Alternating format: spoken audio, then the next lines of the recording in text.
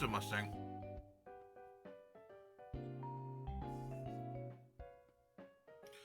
What's up? What's up? How are you? Any luck on your apartment hunting?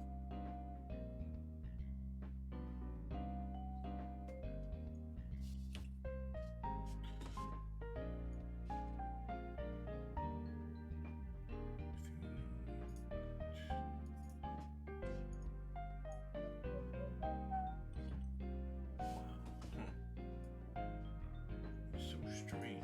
Okay.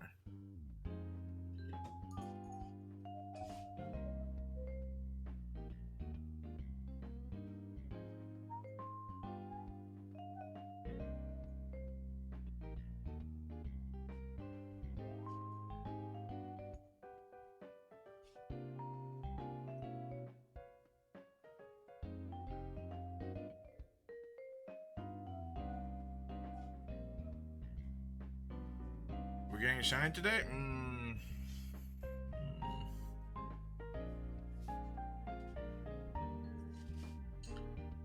don't know.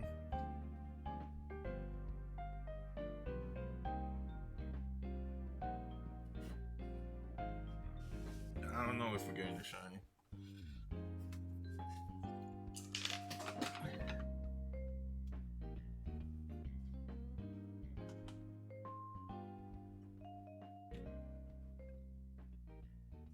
Saw one place on Saturday, then went to upgrade to the iPhone 15 after. Ooh, okay, you got the iPhone 15 money?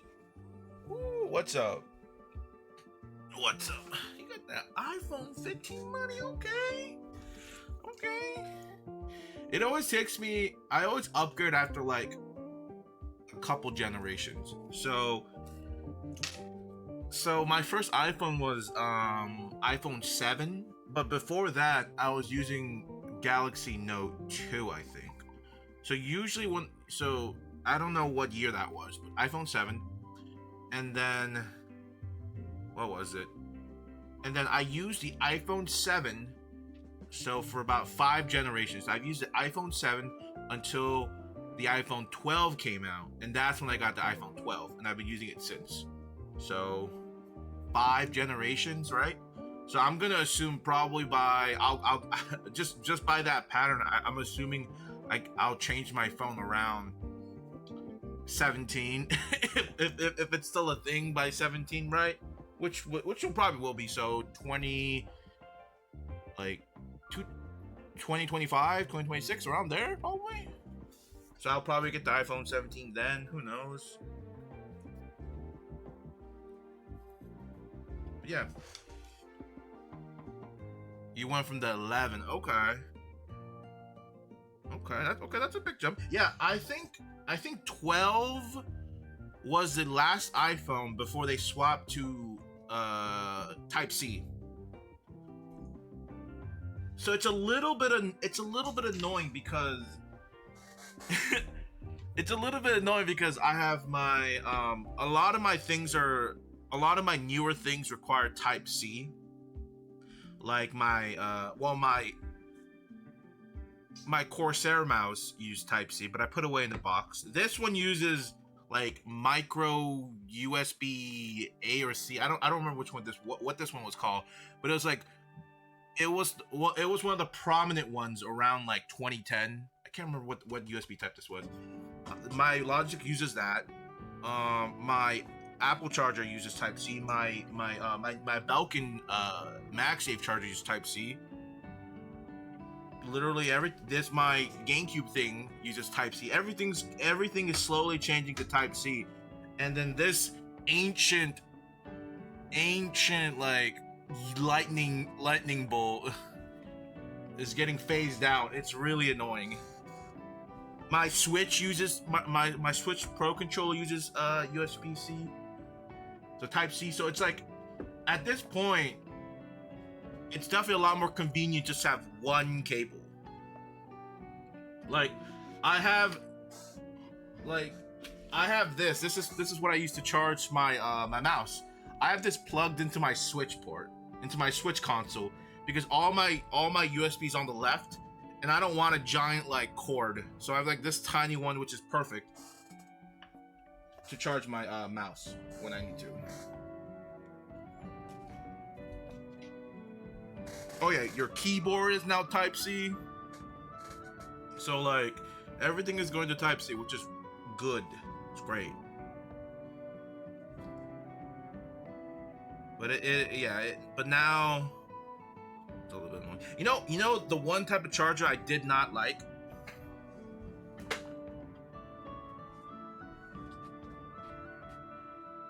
Fuck am I listening to? What is this? Hold on. What am I listening to?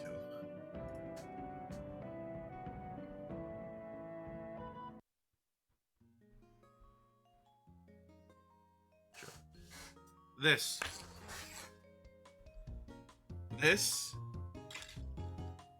to this. This charger was terrible.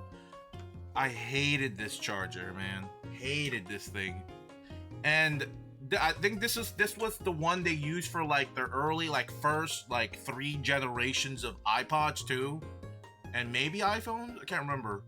I had an iPod like 1 or 2 generation. I don't know, one of the early generation, and you used this. Hated it. This thing sucks. This iPad still works. It's just I really hate when one of my biggest gripe about Apple is that they lock your device under an account. So this was like this one of my family members' old email is tied to this iPad, and nobody can get into it. We did like a factory reset and everything. We can't get into it because we don't remember the email password. So like this thing is like perfectly fine,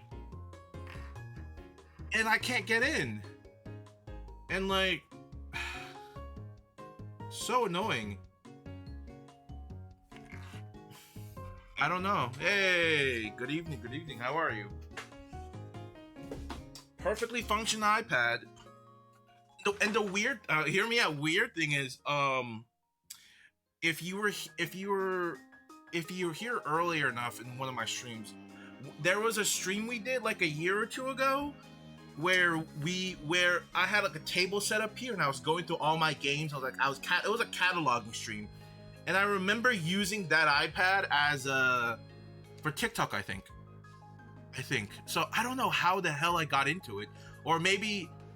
Oh wait, no. At that point, it was already signed in, but I guess someone in the middle between now and then tried to like factory reset the iPad, and which caused it to like log out of everything, and then. But yeah, it was used during that stream, which I might have somewhere in my NAS, but I can't remember. Who knows? Who knows, right? Who knows? All right, let's get this show on the road, right? I already delayed this enough, right? We already delayed this enough. Let's click on that, and then we move full cam here. Full cam, controller. Oh geez. Okay, that's kind of annoying. Hold on, sorry. How is this even possible? Okay, I know how to do this.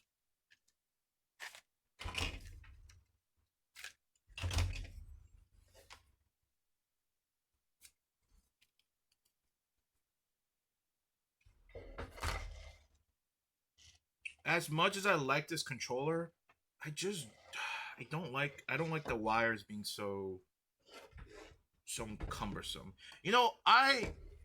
It's really annoying that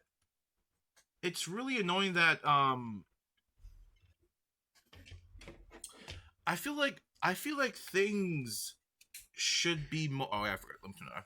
I feel like things should be more. I think things should have detachable cable should be more of a norm. I don't like this hard wired in stuff. It's so annoying because I'm I'm getting to the point where it's getting really annoying where you want to be you want to be able to like control the length of cable you use. So it's like having this hard stuck cable is kind of annoying.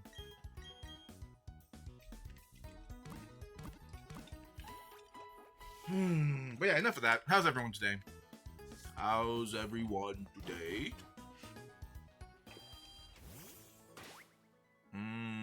What was I doing? Okay. Internet.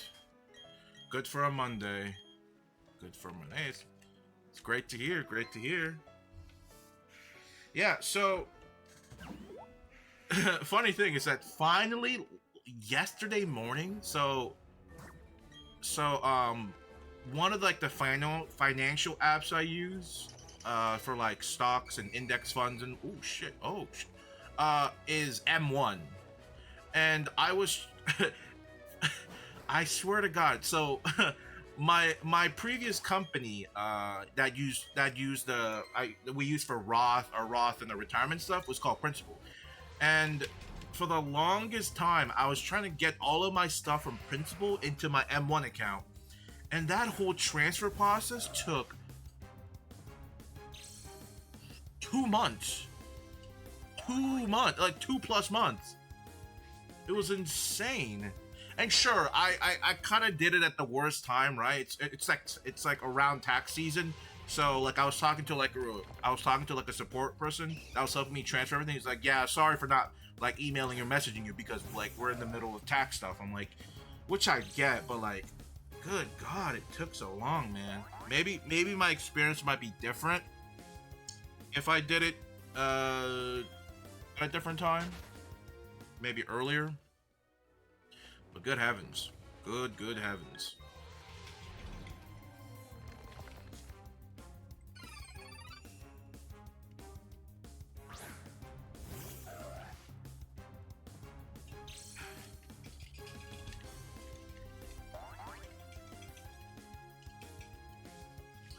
Almost forgot to turn this.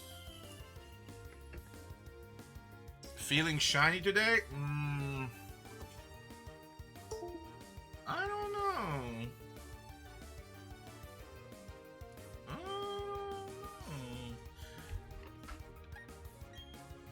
You guys remember when Google had feeling lucky today? When did they take that away? That's what I feel like right now. I need one of those things. Feeling lucky today, type of ordeal.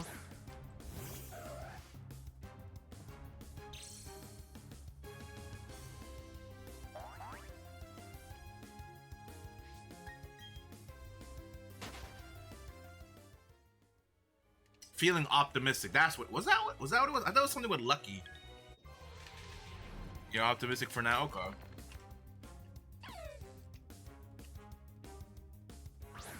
Bum bum bum bum bum bum bum.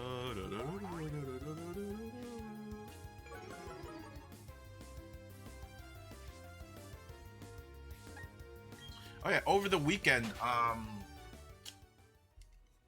Davifoos Fate bought me Sons of the Forest because he wanted to play him and like his cousin and his like there's a group of people that wanted to play. I was like, sure, and it was kind of fun. I mean, the game's all right. It's just for anyone who doesn't know, Son of the Forest is a sequel to The Forest, and surprisingly, it's kind of crazy. Like one of my friends joined and he mentions like, bro, you haven't been on Steam for like 6 months, because I think I offlined my Steam because I don't really play games, right? I don't hardly ever play games, so like I just I think I offlined it because it just the only time I ever really use Steam nowadays is wallpaper engine. And then I know I remember the initial. Okay, the reason why I put my Steam account offline is because I kind of get annoyed when I see people when I get spam notifications for Wallpaper Engine from other people. So I offline mine so I don't bug other people when I maybe want to change my wallpaper engines.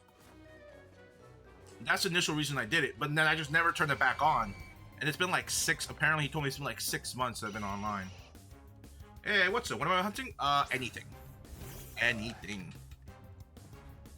When you scroll over, it would change to random things.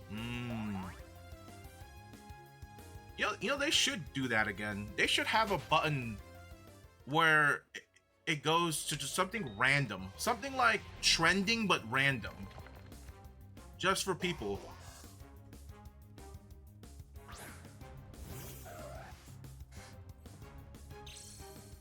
I think it'll be interesting. Something just like just a button. Just a button. Anything, right? To be fair, I don't think I ever pressed the Google button, to be fair. I don't know. See, if it's still there, Golden Colony, I'm not sure if it still works. I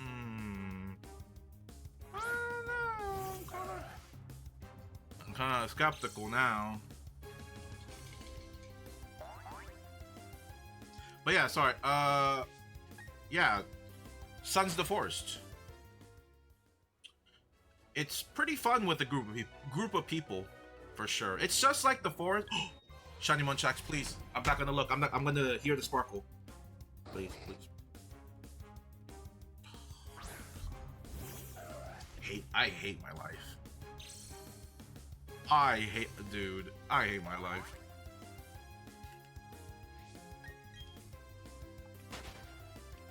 Dude, imagine how cool it would be to get a shiny Munchaks. Oh my god, sorry. But yeah. It's Sons of the Forest, sequel to the Forest, which was also really fun. But it's interesting though. The game is interesting. If you like it, the Sons of the Forest almost feels like an expansion to the first. Ooh, shiny Houndoom. Imagine drag. Oh, but yeah, it feels like an expansion to the first game. For anyone who played the first, for whoever played the first game of the Forest. And I speedrun that game. I actually looked up if Sons of the Forest had like a any percent speedrun, and they do. It's like a 7 to 9 minute. I don't remember what the first place was. It was like 7 or 8 minutes.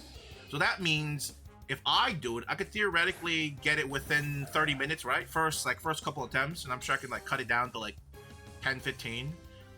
So technically, I could have another like sub 10 minute speedrun game, which is fun. I've always had a hard time shiny hunting underground low. Gives you yeah, Big W.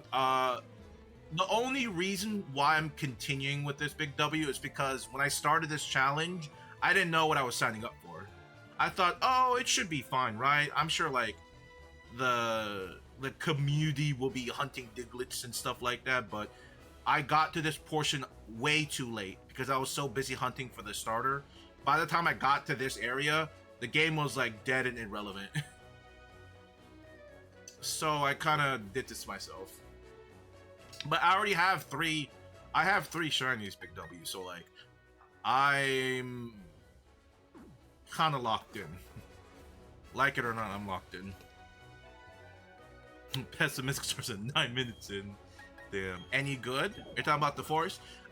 Those type of survival games are only really fun if you have people to play with, in my opinion.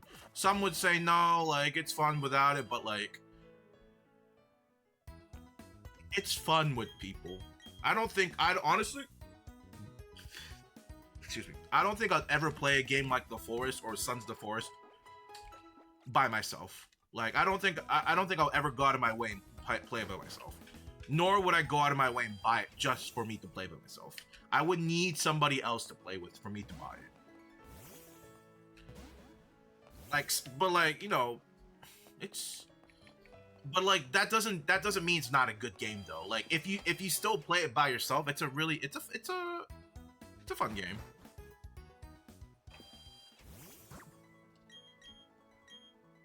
Pretty spooky though. Very spooky. Very, very spooky.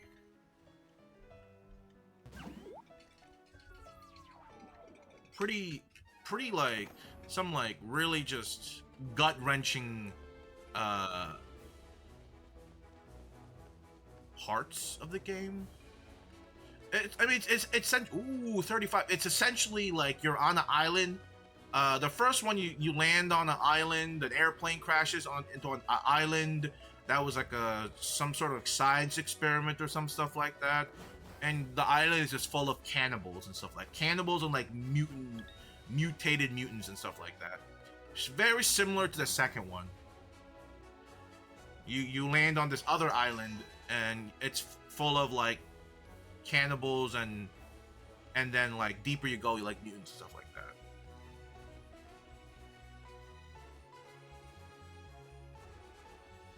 And then you usually half the fun of the game for the Forest and Sons of the Forest is like ooh shit building your base is what's fun, right?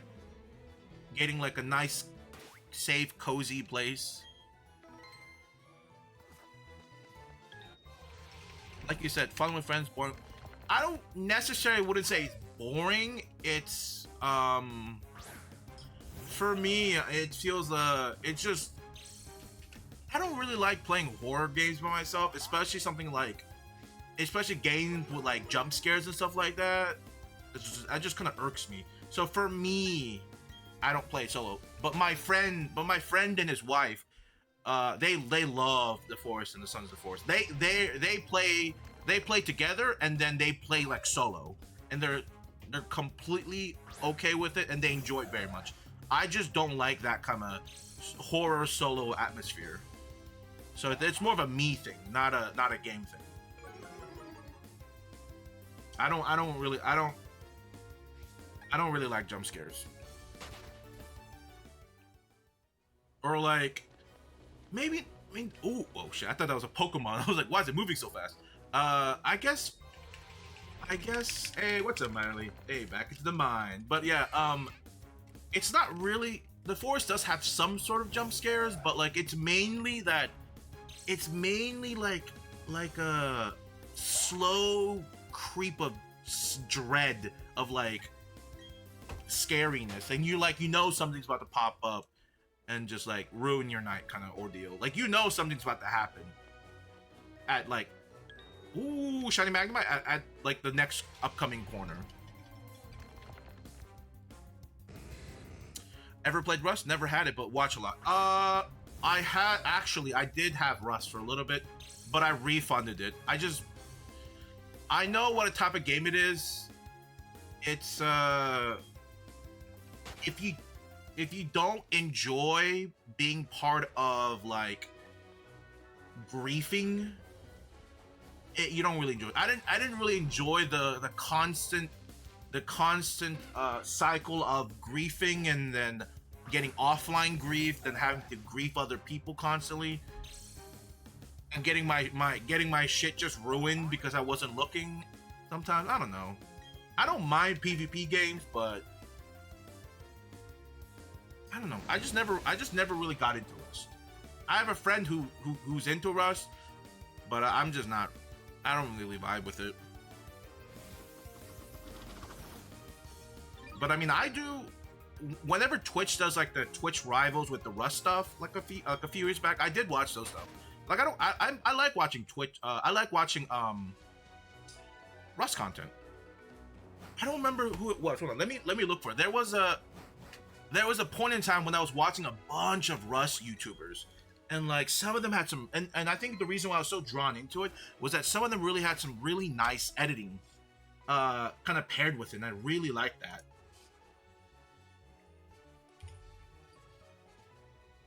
I don't remember what his name was. I don't remember. Oh, who was it?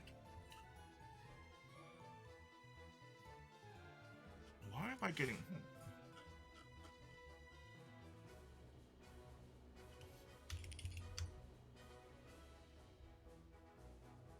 Oh, here it is. Wellen. I think it was him. I think it was Wellen. Yeah, this guy. I used to watch his stuff like a year or two ago. I used to watch a lot of his stuff because it was really enjoyable. This guy was really like I'm pretty sure his like editing I really like some part of his editing I really liked. I guess he's not playing. I guess he's playing other things right now. I've designed many unique bases throughout my time in Rust, and not all of them have succeeded. See, bases have to be stress tested. Every this is the guy I watch for Rust. Not much anymore because Rust haven't been really showing up on my feed. I appreciate it. But that's the only one I really watched. Rust streamer wise.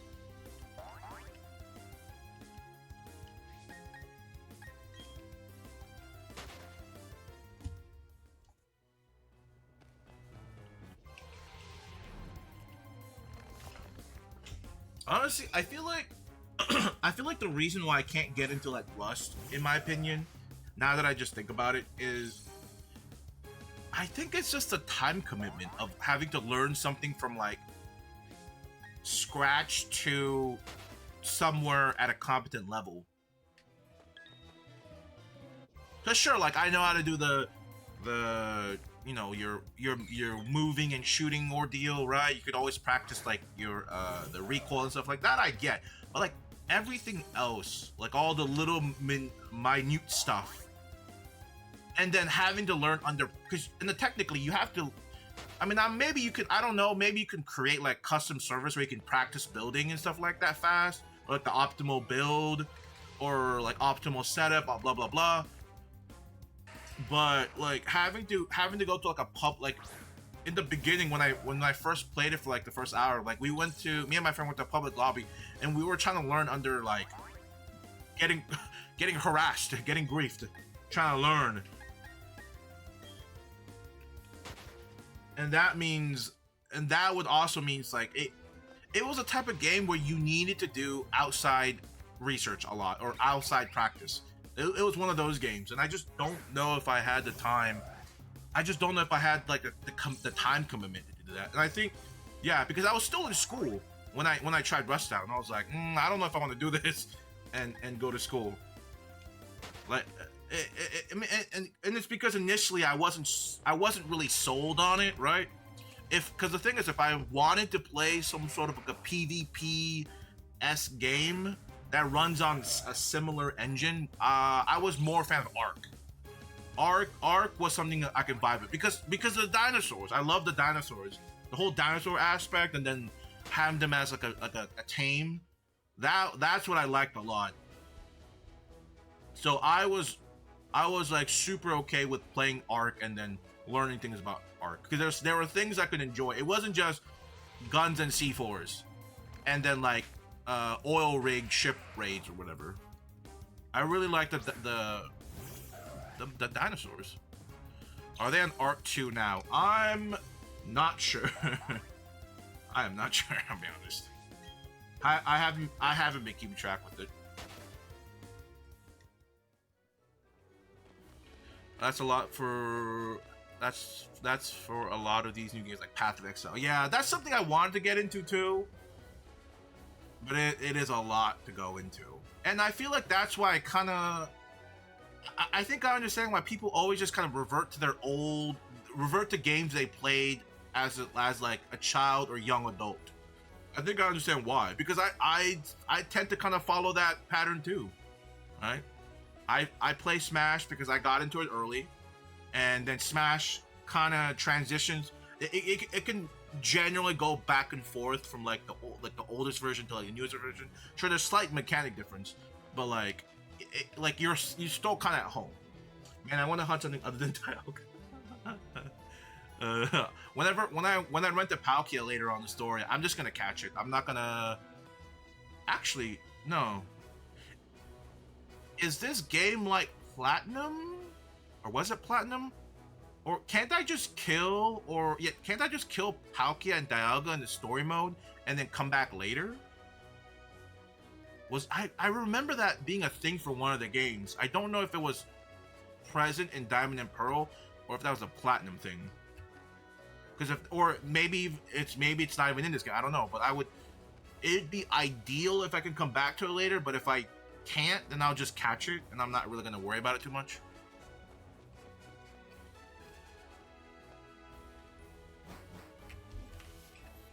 No shinies.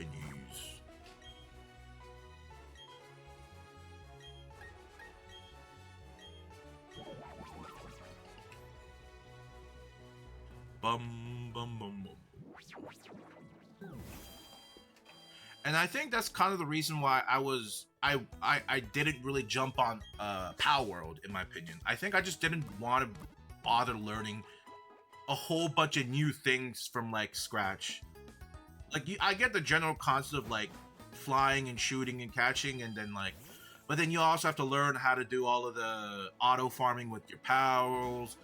I don't know.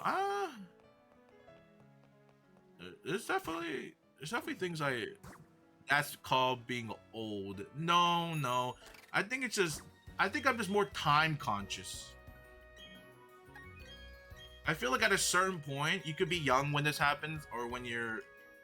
I'm still in my 20s. Like, I don't think I'm that old, right? I mean, actually, no. Gen Alphas think people in their 20s are like boomers now. If you're like over the age of 21, you're old and decrepit. It's true. I agree. I honestly, I was with the exact same mindset when I was in my early 20s. Like when I was 21, I was like, yeah, the moment we turn 22, we're old and decrepit. I said the exact same thing, but I knew from 22, I was like, I'm old and decrepit now. It's all downhill from now.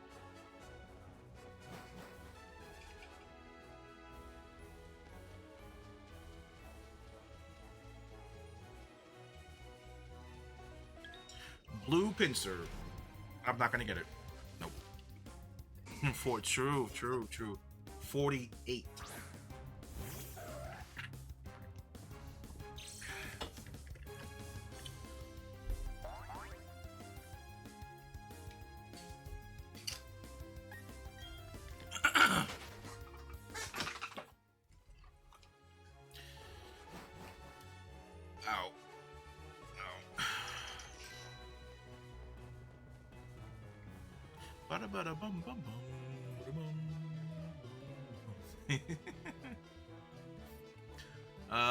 What was it?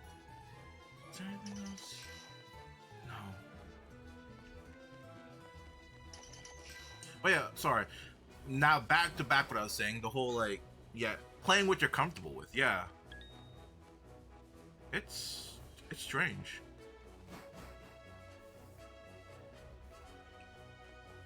I mean, okay, hear me out. Okay, to be fair, learning new games is not really all my reason. I feel like the reason why I'm just not really into starting new games as of late is because of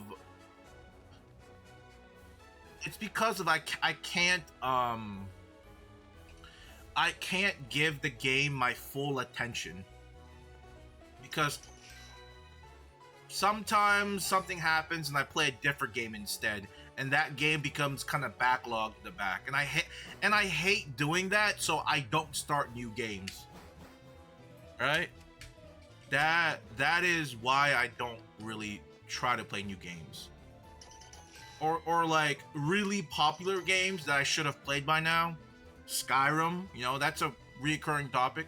I got Skyrim like a year ago, I think, but I still haven't downloaded it because I'm like trying to find like the best time to play it, but that's never gonna happen, right? Because prior to that, I was like, oh, I got school to do. I'm gonna get distracted with school and streaming, so I can't play Skyrim now. And then I'm like, okay, and now I can't do that because I have to look for look for a job and study, and then I'm also streaming, so I can't play now. And then once I get a job, I'm like, oh, I can't do it now because I'm working and then streaming. So I'm gonna like play it for a little bit and then don't play it. Kind of ordeal. And I think that's the reason I haven't started really playing any of my new games. Because generally when I play a game, I kind of want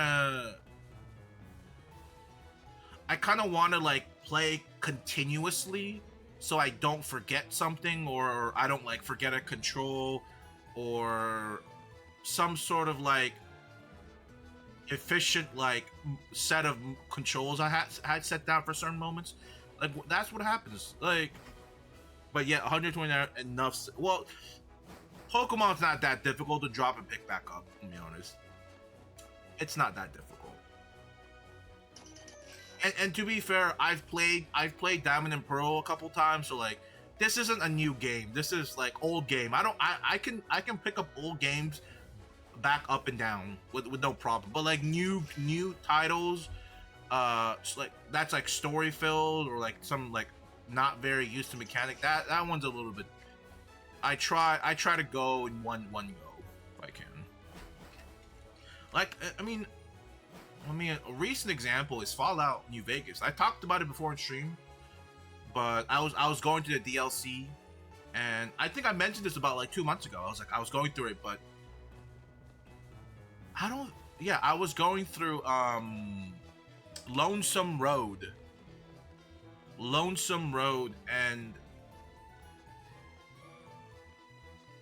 I haven't picked the game back up in almost like maybe even more, like 4 or 5 months. I was playing it during a couple months ago, last semester during school. I was playing it near the end of my final semester. I was like, because I just felt like I just wanted to play some Fallout New Vegas, so I did. And I think I stopped playing it because I had a bunch of like final projects I had to turn in and do. So I took a break from it. And then after that, it just went from 1 month to 2 months to 3 months to 4 months and then 5 months. And at this point, I lost, I don't want to say I lost interest, but like once you put away a game on the side for long enough, you lose a little bit of not interest, but like motivation to play it. And that's what I don't want to happen. That is why I haven't started Skyrim, because I don't want to start Skyrim and then like drop it for like 2 months because I'm like preoccupied with like the new release of a game, and then I never go back to it. Who's my favorite starter in this game? Turtwig.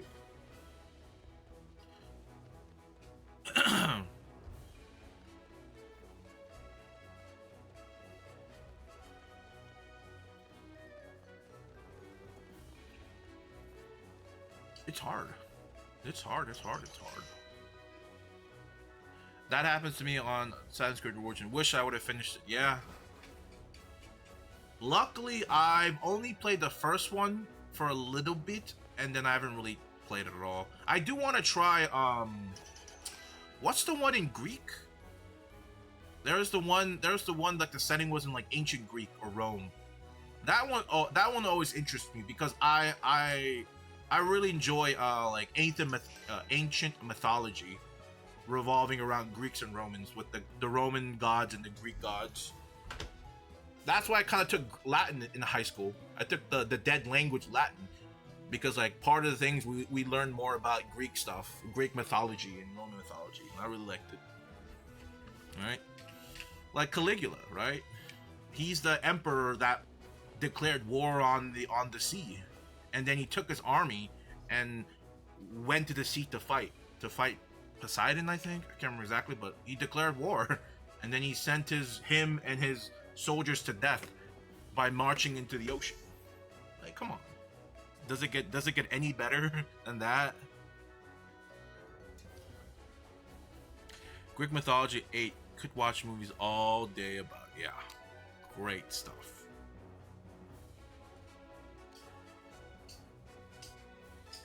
You know, I think that's the reason why one of my One of my favorite book series growing up was Jack Percy's series with the Jack Percy book series. It's too bad the two movies, were the two or one? Yeah, the two movies that came out were kind of like absolute busts. Like they were like super okay. Like I wish they didn't fumble the movies, the two movies they released. It was really corny though, like the way they had their movie.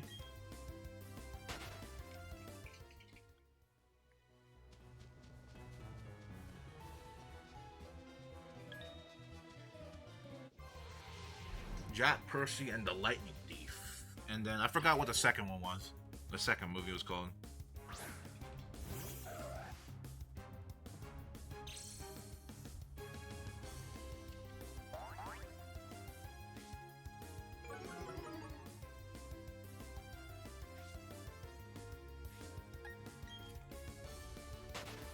Actually, speaking about books, another great like book I read growing up was a book series called Pendragon. I think it was Pendragon.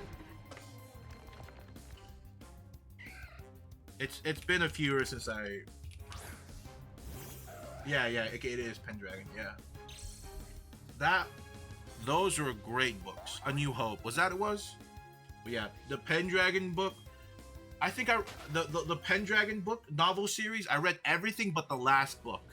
And the only reason I never read the last book in the Pendragon series was because in one of my classes, we were doing like we're doing papers on like books we liked. Books we like regarding to like certain genre, right?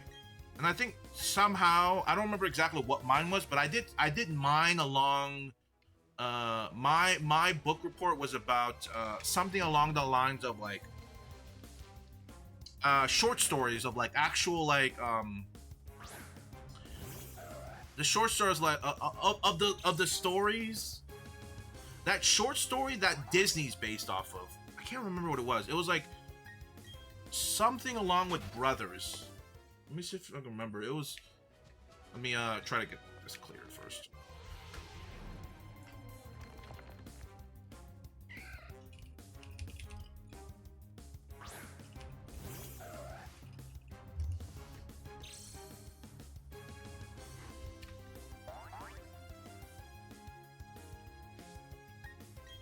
Let me.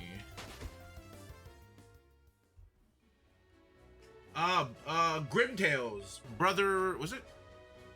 Hold on. Let me reset the room quick.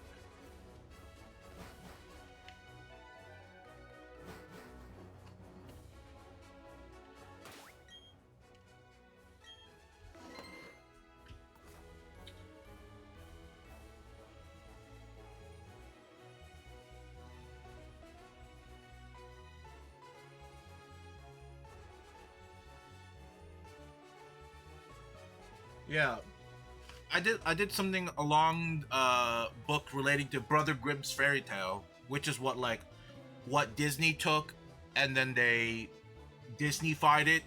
I did like a book report on that, but someone else in my class, what's up Murph? Someone in my class did a book report on this book, on this series that I read, and you have to understand that at that point I've read every single book except the last one, and I was getting to it. I couldn't find a copy of it. Okay, I was going to my public library, couldn't find it, but this girl who did a book report on the Pendragon spoiled the last book for me when I was listening. I didn't know she was doing it until like we were all sitting down and having to listen to people talk about the book report, and she brought this. I was like, oh shit, Pendragon. And then she like dropped like a handful of spoilers, and I was like, what the fuck, man? And because of that, I never went out of my way to finish the Pendragon series because I was so upset because I got the last book spoiled. I got so upset. But this is like one of my favorite like novel series. I got so upset, man. I was like, how could she? I mean, I didn't tell her that she spoiled the book for me. It's not her fault. Not much. How's the hunt going? It's going fantastic.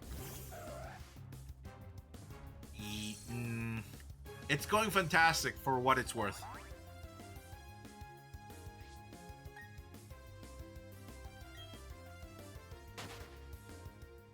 What's your favorite? Percy Jackson's A New Hope, Percy Jackson Strikes Back, or my favorite one out of that series was the very first one, the Lightning Thief one. That was my favorite. For sure, that was my favorite.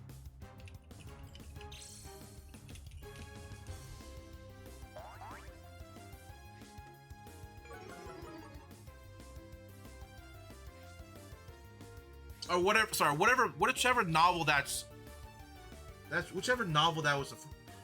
Yeah, the first book was called The Lightning Thief, right? Yeah. Or yeah, Olympians and Lightning Thief. Okay, yeah.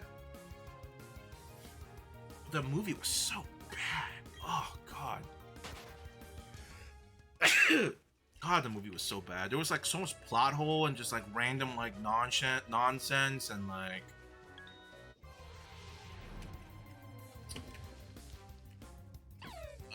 Something I found cool. People who get their story spoiled and things actually enjoy. Who get story spoiled and things actually enjoy the things like 15% more on average. That is an interesting statistics. So people who get spoiled tend to enjoy it more. What's up, Dabo? Is this BDSP? Yes, it is. It's Shining Pearl. It gets spoiled.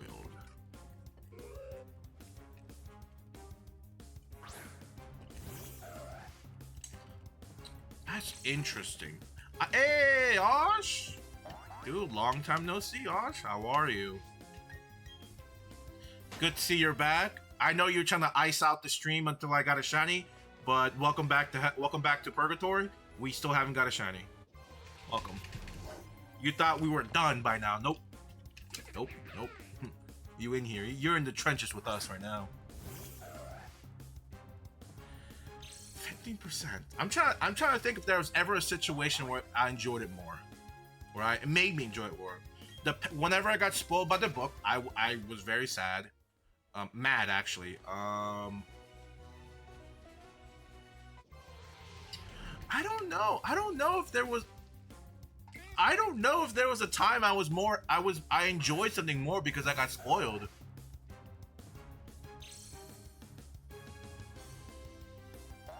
Because it usually ends with me kind of like being demotivated into like continuing with it.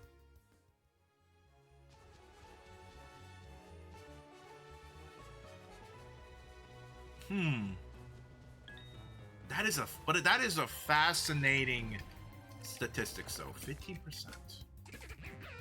7 minutes and what was that Geico commercial? Like 7 minutes or less, and you say 15% on your car insurance. Was that something like that?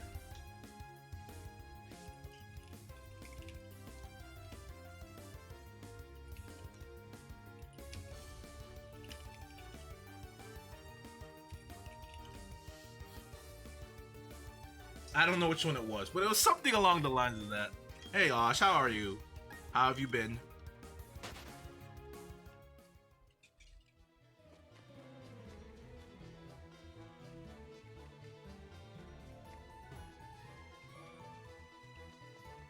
Was that all the Pokemon? Oh, brother, this guy stinks.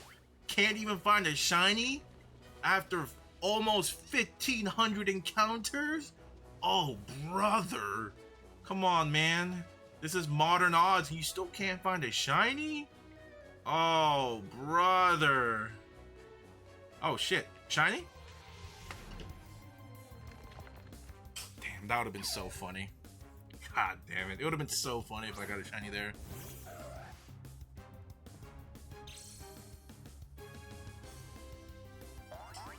Let's see. I looked up a bit. It's at 7 to 15%.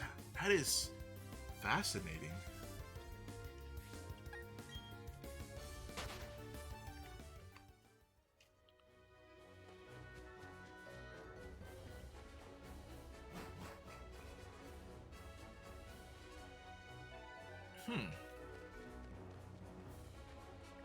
Let's play. Can you spot the Star Wars reference in chat?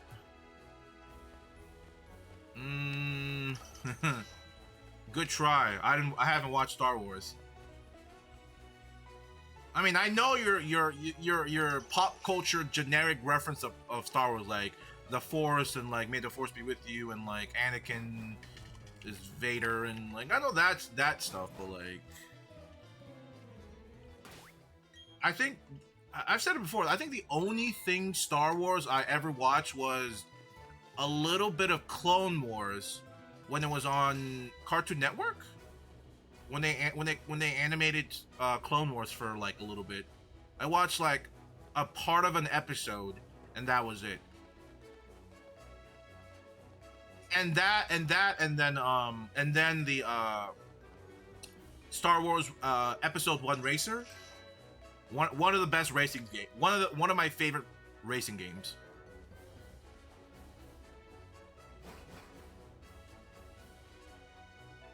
How many we are at? We are at 1449. We haven't made any progress, Osh. Like we're still here. Like the old 3 is still here.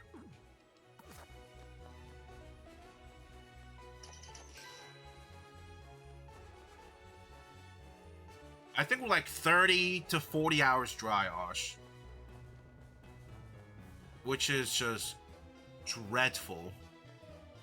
Absolutely dreadful. Did I ever play Battlefront? I've played... Okay, so I've played the PSP version. I remember vividly. It being one of my fondest memories playing on the PSP because my friend had a copy, or maybe we both had a copy. I can't remember, but we were on the bus and we were playing co-op together on the PSP version. That was like a really fond memory I had. It was really, really fun.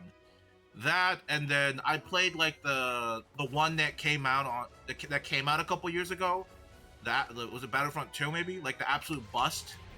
The one with all the was it microtransaction that made it fall, or is it just lack of updates? I can't remember what the reason was why the recent one. I can't remember what the reason was with the recent one. It's been a. I know it's been a couple years. I just don't remember the reason why. You shiny shit. No. No. The ADHOC. It's gonna start finish the whole legend scoop this end. Yeah. Yeah. Yeah. Yeah.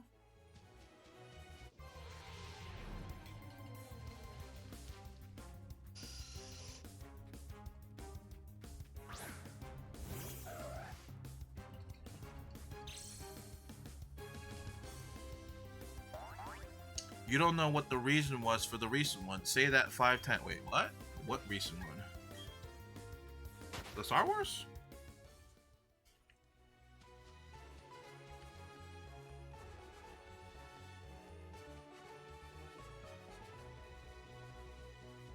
Bum, bum, bum, bum, bum.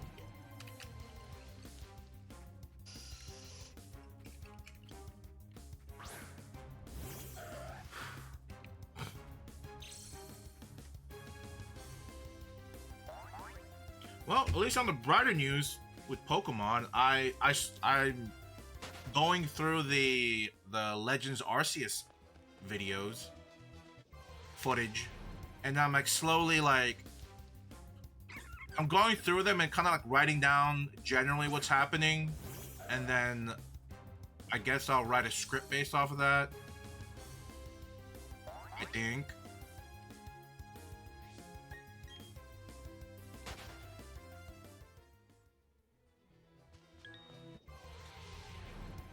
Wait, isn't that what you were saying? Whoa, wait, what was I saying? What? Oh, what the reason for the recent one? Oh, yeah. I don't listen. I stopped caring about that Star Wars game like 2-3 years ago. We played it for a little bit because like a bunch of my friends had it, and that was about it. Like we would very occasionally get on it, very occasionally. But my favorite hero to play was that game was let me try to find what his name was. Lando. Lando was my favorite hero to play at that game.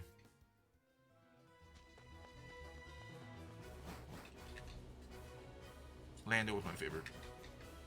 I don't remember the reason why, but Lando was like vividly someone I try to play as much as I could.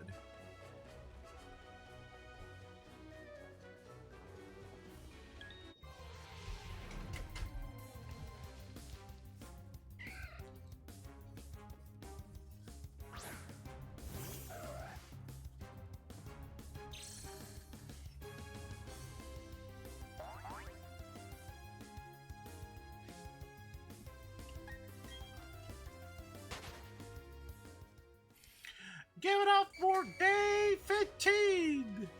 Day 15!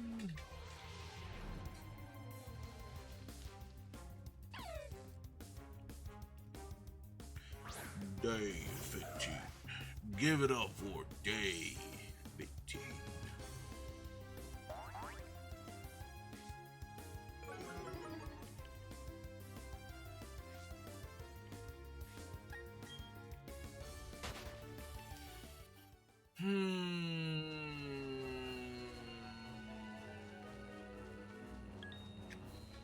You know, now that I think about it, the closest thing that I saw to like a space show or series is Futurama. I think that might be the closest. I think. Like I haven't seen any Star Trek either. I haven't seen any Star Wars. I don't know if there's any like what other space shows are like space related shows are there.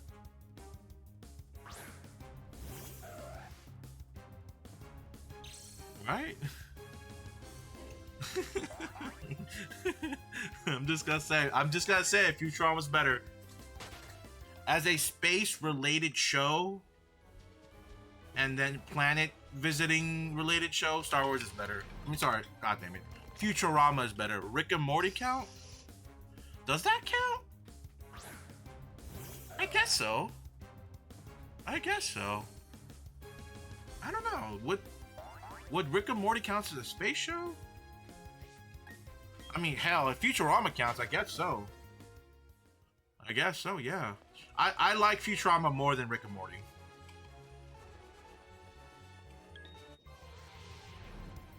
I'm not caught up to the most recent one. I stopped when we saw evil Morty escape through like the outer imaginary galaxy bubble thing. When he escaped out of the Matrix. That's the last last finale episode or season is the last time I watched Rick and Morty. Not a sci-fi guy? I mean, I love Interstellar. Actually, that's my favorite space movie, Interstellar. The best space show would be Futurama.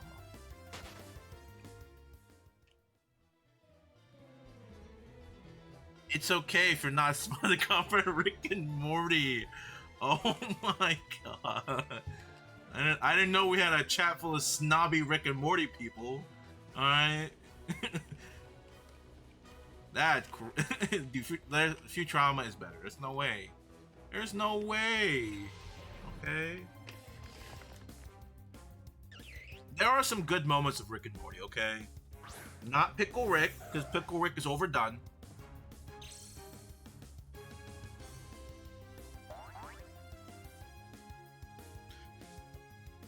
but there are some great moments.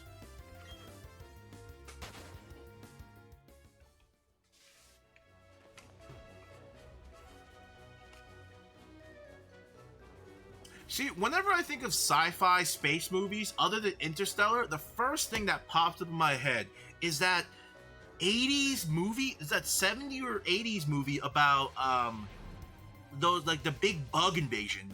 That was like a invasion, like an alien invasion, or like the group of like space marines were fighting these giant bugs. And it was almost like a comically bad movie. I don't remember what it was or what it was called. I think that's it. Starship Troopers. It was like comically bad.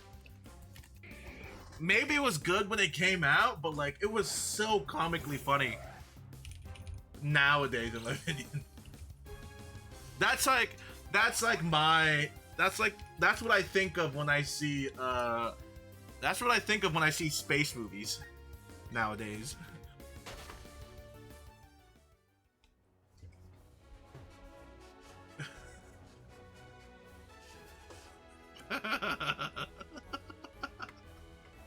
It's like it screams like late 90s, early 2000s, like so much. Oh my god, it's such a dorky movie. Ever played Mass Effect? No, I haven't. I have never. I own some Mass Effect games, but I've never played Mass Effect. No.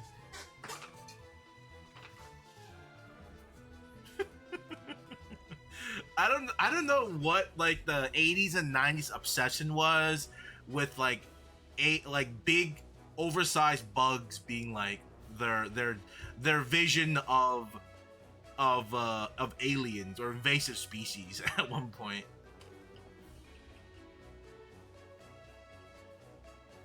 And then suddenly it shifted to like aliens where like they become like really aggressive aliens, and from that one point it went from like aggressive aliens to like Alamau aliens, right?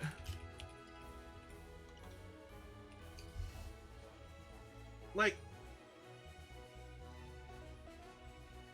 somewhere, let me make sure everything's safe on screen. Yeah, somewhere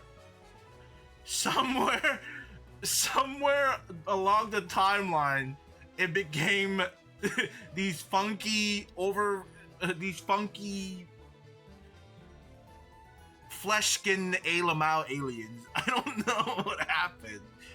We went from like the Aliens movie, whatever it's called, like we went from this to Alamaus. I don't know where we went wrong. So funny. Went from bugs to like actually scary aliens, then to Alamau. Mars Attack. What's Mars Attack? Sounds like a band.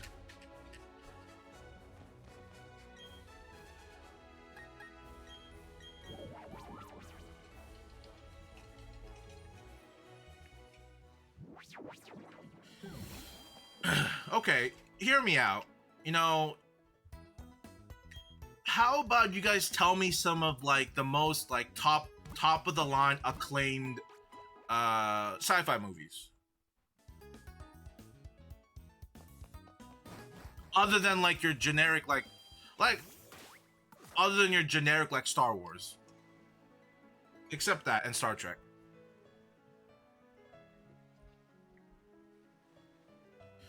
I mean, and the thing is, it doesn't matter if it's the 70s or 80s, because there are, well, maybe. I feel like sci-fi movies from like the 70s, 80s, and like 90s have been they're really goofy because they have to use like really weird, like really funny like costumes or really bad like CGI, and it just takes you out of the movie compared to other genres of those like 70s, 90s, 80s. It's not the sci-fi movie's fault. It's just the technology. Look up the aliens from that movie, please. Mars Attack Aliens? Okay. Have you heard the movie called Dunes? I thought I thought Dunes wasn't good. Mars Attack Aliens.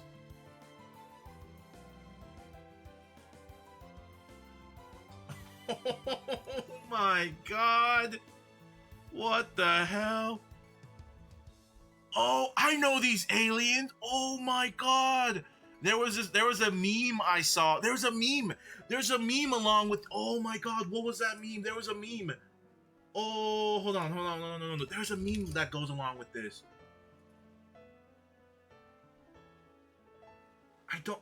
Yeah, it was that. Oh, I found it. Was this it? Oh my god, dude.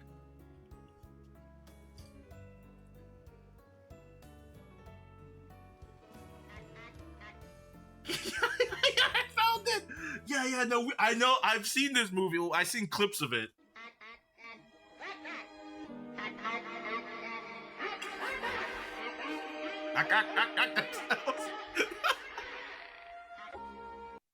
Yeah. No, I've seen this part of the movie.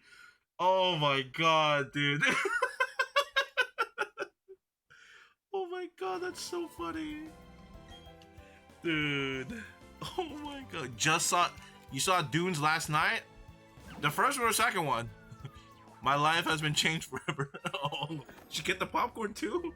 Leslie, today's my birthday. Well, happy birthday, Leslie. Happy birthday. Hope you have a good one. You know. I might be a little older than you.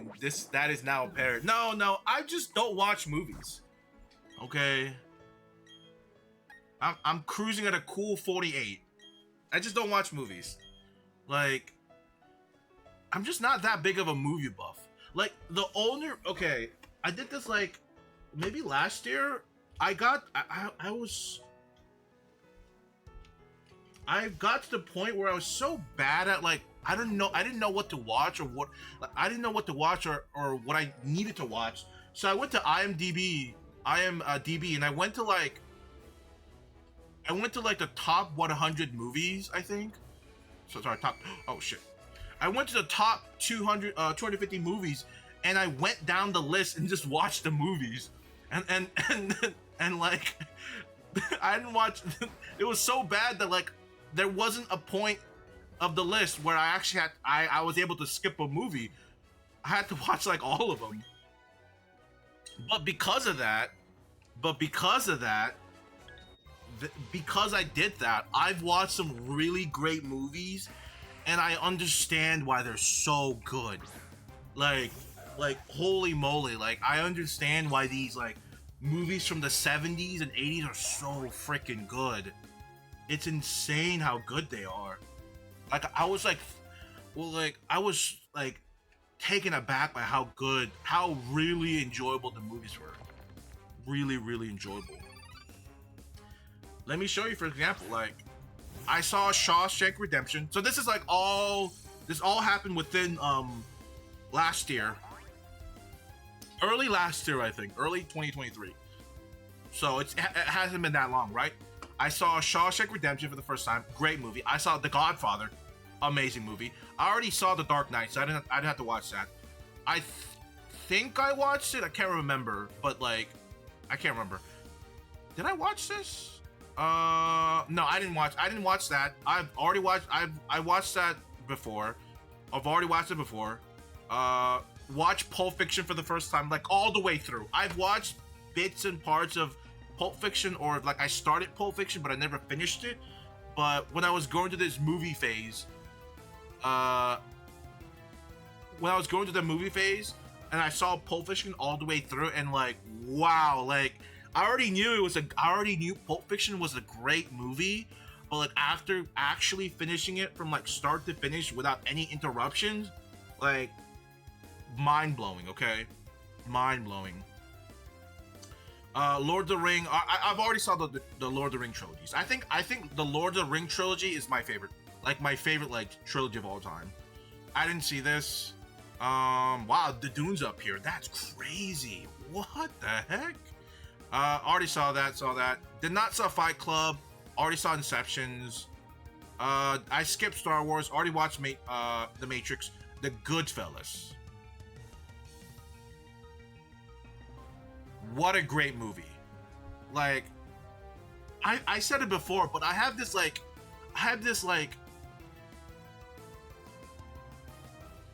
love and appreciations for like Italian mafia movies. I think Italian mafias are so freaking cool. Okay, I know nowadays people are like the honorific samurai kind of weeb people, but there's something about Italian mafias that I just like magnet towards. I don't know why. Italian mafias are so cool, so cool to me. Already saw that one. Saw this before. I don't know if I saw this. Did I see this? I don't think I saw this. There are some movies I did skip. Didn't watch that. Interstellar. This was. I try to avoid watching like horror movies and like movies from like the 50s. Already saw Private Ryan. This didn't really interest me. I do have to watch this. I do want to watch that one, The Green Mile. I saw all of Back to the Future. Was amazing. I didn't see any of the Back to the Future until last year. Amazing. The Parasite was great. Gladiator, I saw that a long time ago. What other stuff have I watched? Whiplash, I saw. There was another one I saw.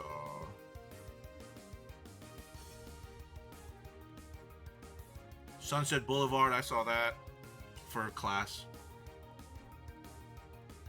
Django, yup. Inglourious Bastards. Old Boy. Oh, Coco's this high up? Wow. Where's the cat on the list? The cat.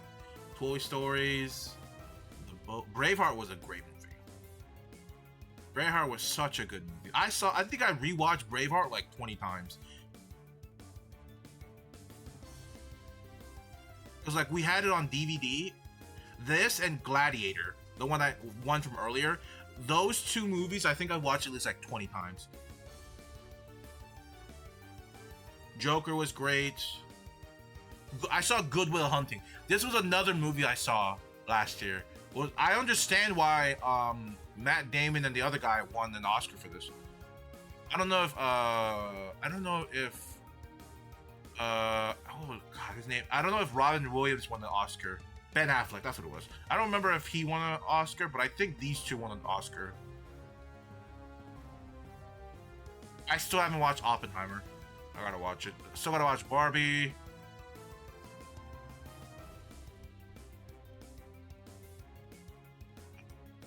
I gotta watch Citizen Kane. I heard it's a good one. I don't know.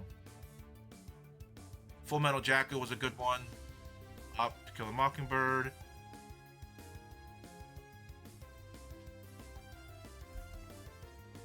Wolf of Wall Street. Yeah, there's still some movies I have to watch. Okay. Did you ever watch?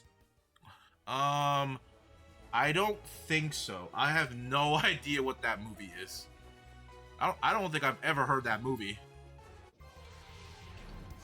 Never seen Barbenheimer? No, not yet. I will eventually.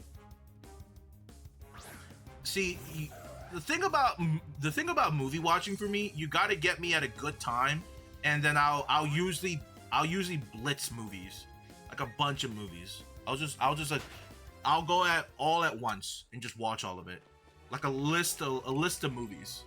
I don't like watching. Ooh, hold on, Shiny Houndoom.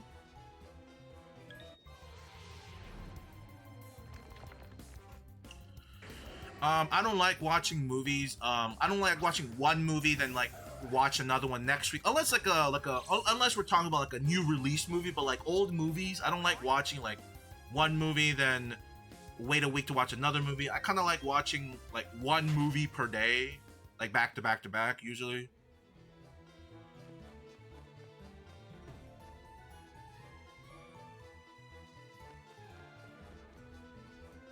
I don't know. I just really like doing things in in mass if I can. I don't like breaking a cycle.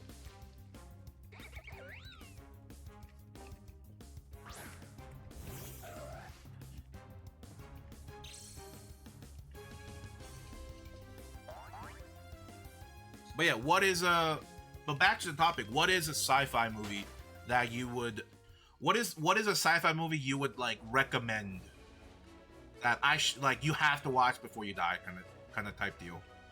Because I feel like some of the movies, no, it's not sci-fi, but like I feel like some of the movies I listed on that list, like Goodfellas, I think you should watch at least once. Like, man, like Shawshank Redemption, like I think you should watch those like at least once in your life. Unless it's your stream cycle. Oh no. Sometimes my laziness does overpower me, but I try to be in cycle. Humans are a very fickle thing, you know. We like our routines. You'll notice if you ever do something in routine and then something comes out of nowhere and like interrupts it or kind of derails it, you become noticeably upset, right? Very noticeably upset. And I think usually that's for me, I think usually that's where I become kind of genuinely angry if I have in my mind, like, because the thing I like to do is like when I'm in bed about to go to sleep, I'm on my phone and I type out in my notes, I type out like all the things I want to do and I need to do. I want to do, and then also kind of like mentally write down what I need to do to be like mentally satisfied for that day. And I have it like planned out in my head when I wake up.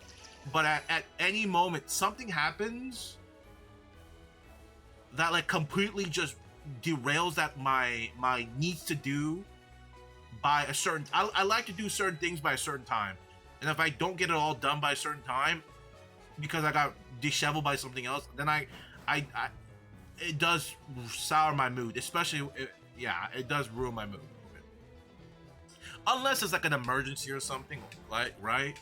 Like unless like, oh, someone just I need to go to the hospital for something like that I understand, like that I'm not gonna get angry with. But like some random thing that I wish that the person told me about the day before, right? The thing is, I don't mind doing something. I just need you to tell me the day before so I can put it in my mind the day before and then like mentally prepare myself. I gotta do this, and this thing that the person just told me. Then I won't get mad at all, because that means it'll just be in my routine.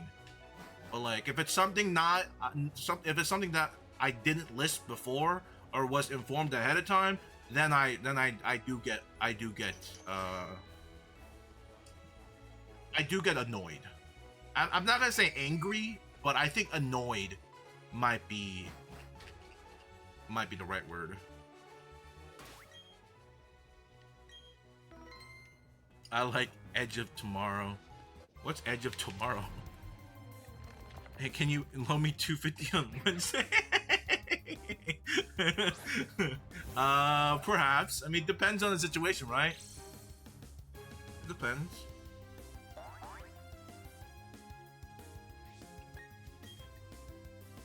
Edge of Tomorrow. What the hell is Edge of Tomorrow?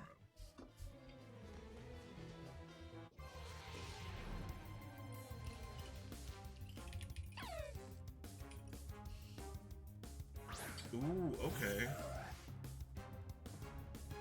Interesting. It's a Tom Cruise movie. Okay. Oh yeah, actually, one of the recent movies I watched, one of the list of movies I watched last year, Top Gun was one of them. The first one, the really early one. I enjoyed that a lot, for sure. Haven't watched the second one, but I watched the first one. I enjoyed it very much.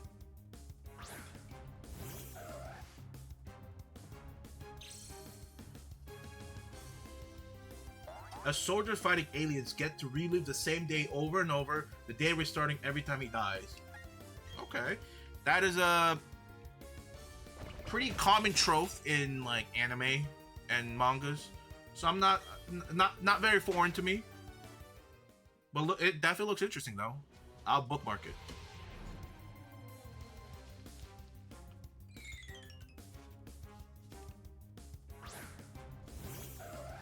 Okay, Boomer. What do you mean, Boomer? I just watched it last year. It took me that long. I actually speaking about Top Gun, I have Top Gun 1 and 2 on the NES. I just found out a couple days ago. I have Top Gun, and then I have Top Gun Second Mission, like complete in box. I have the box manual and game for it, which I didn't know I had completed box, but I do. I did try it out a little bit. That Top Gun on the NES is extremely just what a challenge. Like, I know from what I've heard in the past, like Top Gun was like ahead of their time or something. Like the game was like something like that. It was like ahead of its time, and it was really cool. But like, good golly, oh my days, that game. Wow. It did not age well. Did not age well at all, in my opinion. I mean, after playing Microsoft Flight Simulator, it's a hard pill to swallow to play that game. And I have a flight stick and everything. I have everything I need for like flight simulator games. I got a stick, I got a throttle and everything. All right, I got it to play Elite Dangerous, and I played very little of Elite Dangerous. But it is it's a very cool game though, Elite Dangerous.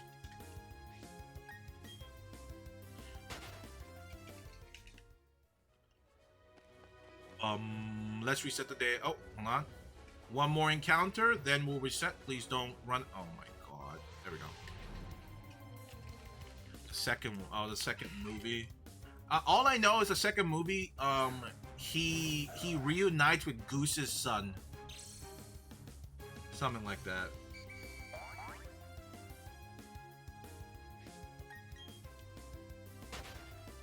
That also reminds me, last year is when I watched all of Rocky for the first time. All 5 or 6 movies of Rocky.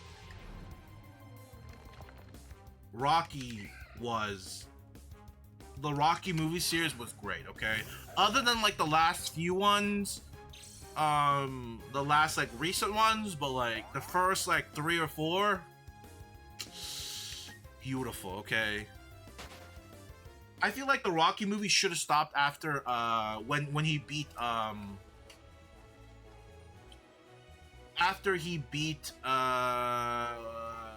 what was his name? Dragunov? No, not the Tekken character, not the gun. Hey, what's up, Grumpy Gibble? How many shinies have I found? I found 4 in total. My starter and then these 3. That's all I have. Unfortunately, but what was it? Let me. Is that all the shinies? Hold on. What was his name from the third Rocky movie? It was Ivan Dragovich.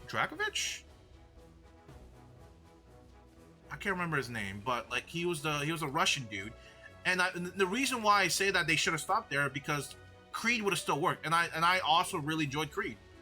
Yeah, Creed 1 and 2. It was great.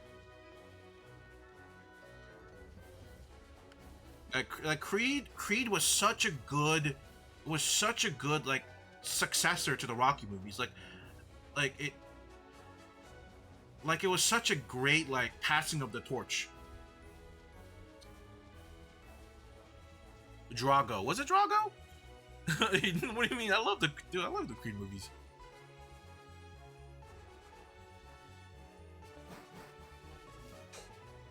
But I feel like they should have, like I said, I feel like they should have stopped after the Drago movie. To the third one, right? And good God, Apollo Creed was so great in that movie.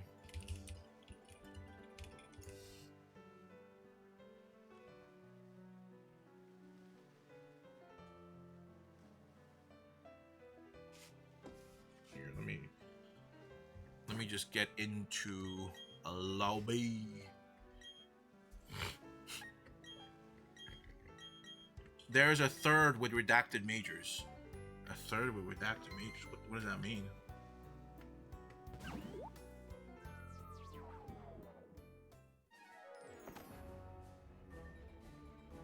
Let's see, where are we at? 0. Is that really the only? It's the only lobby we have. Hold on. Wait a minute. Hold up. Wrong button.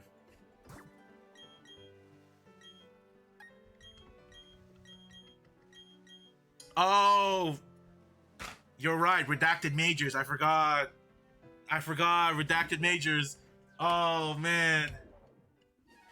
You know, I know I talked about how I recently watched the Ant-Man Quantumania. I don't really feel like without me knowing all of his his allegations and his stuff, I don't really think Redacted Majors really fit that role. I feel like it should have been someone else. I don't know why. I don't know why. He didn't. I feel like he didn't fit that role very well, in my opinion. Just didn't fit that very well. But yeah, what was Rocky 4? Was that the one with? Was that where he beat Drago? Okay, it is, right? Rocky 3.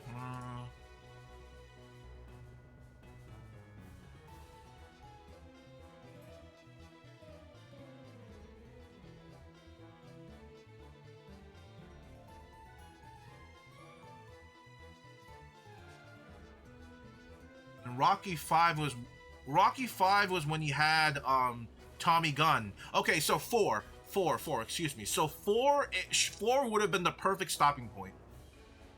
I thought the Tommy Gunn, so Rocky 5 with Tommy Gunn and then Rocky Balboa, the 06 one, they weren't that great. It was a bit of a cash grab in my opinion. It was a bit of a cash grab. Like I understand, because the thing, from what I've heard, from what I've heard, Rocky was supposed to die in the 5th movie. I don't know when they changed it. Maybe it was due to Sylvester not wanting that to happen to Rocky, but apparently at the last fight with Tommy Gunn in Rocky 5 is where he was supposed to die. The last fight, he was supposed to fight him and then get something supposed to happen, and he was supposed to after winning or losing, he was supposed to die apparently, but he didn't. And then Rocky 6, as much as of an iconic movie this is because of that one scene, I think this movie was not necessary. I don't think it was very necessary. I understand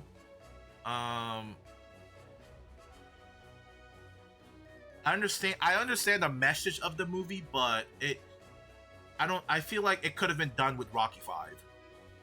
I feel like Rocky 5 already did that sort of, and then the 06 movie was kind of like a, I don't know why he did it, but I'm glad it did come out because of the iconic scene with him and his son. That's a great scene. That's forever embedded in my mind kind of scene. Super good. And then Creed 1 through 3 was great. I like all 3 of them. That was fantastic. Okay.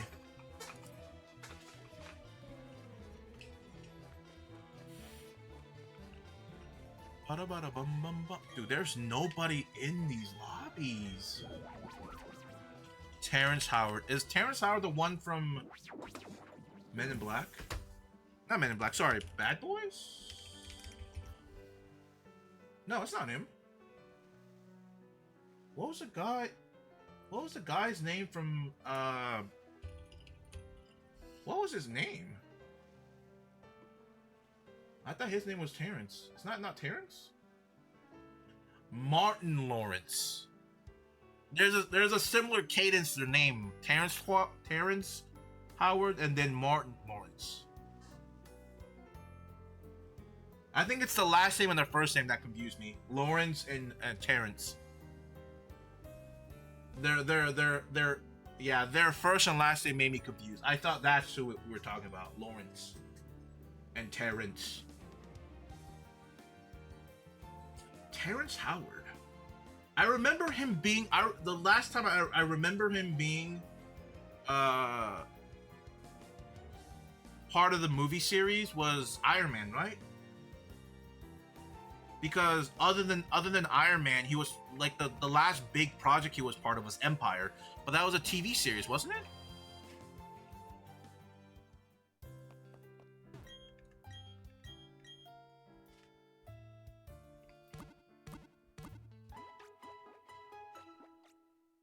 I gotta say, Terrence Howard and was it Ja Flo? Those two actors had the biggest flop of their career. Their biggest, not flop, sorry, biggest just fails. Like the biggest mishap in their acting careers by opting out of the movies, right? Terrence Howard with the Iron Man movie, and then was it Ja Flo? Was it Ja Flo?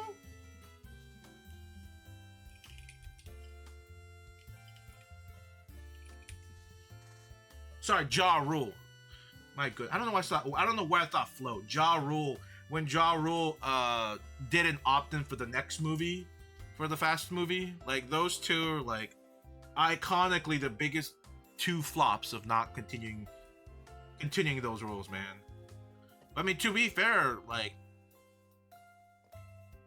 I don't really put it past him, but because who knew like that those two movie series would have like almost 10 iterations each, right? Insane. And back to the point with the movie, I don't think Terrence Howard would have been. I don't think he would have been a good pick either. I don't think so. Personally, I saw like Rocky 12 Senior Citizen Brawl. Rocky 12 Citizen. Wait, what? Did I miss a Rocky movie? Wait, I think I missed a Rocky movie.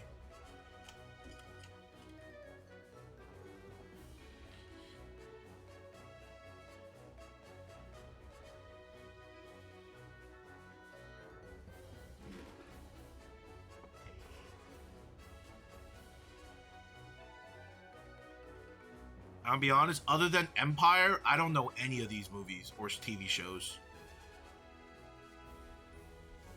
But then again, I'm not the best person to know about movies and TV series. Oh, Hawaii Five-0. Is that the one? Is that based off of the other one? I forgot the other really 5-0 popular show. Was it like? What was that other show that has that similar name? Law and Order, Sesame Street. There we go, Iron Man. That's crazy. How did he fumble that one? How did he fumble that one? Like, good God, how did he fumble? Yeah, other than that, I don't... I don't see it.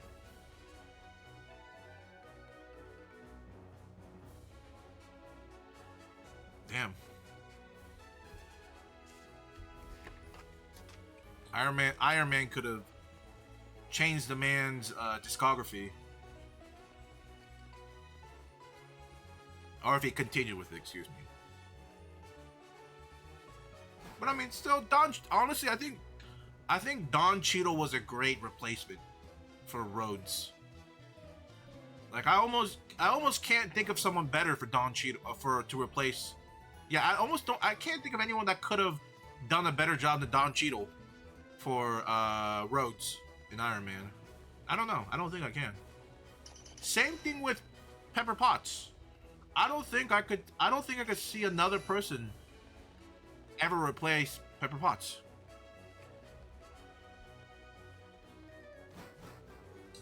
Would that be like, I mean, that could also be like, I'm not gonna say recency bias, but like, is there a bias or a saying or a term for that kind of situation where because you saw that person in the movie like 5 times in a row, you kind of like can't see the person, can't see anybody else in that role? It has to be some sort of a bias that I don't know of. But I feel like that might be the case with Don Cheadle and Pepper Potts, the Goop Lady, right? Because who knows, in an alternate universe, if Rhodes and Pepper Potts was a different actor, I would have been spewing the same thing. I can't imagine X was Rhodes and Y was Pepper Potts, right? There has to be some kind of psychological term for that. It's not recency bias or confirmation biased. Maybe is it confirmation biased? I don't know.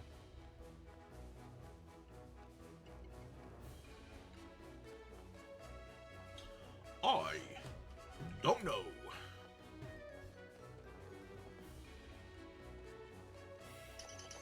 I don't know. But back to the guy from Ant-Man, the redacted majors. Who could replace him? Not Terrence, not Martin.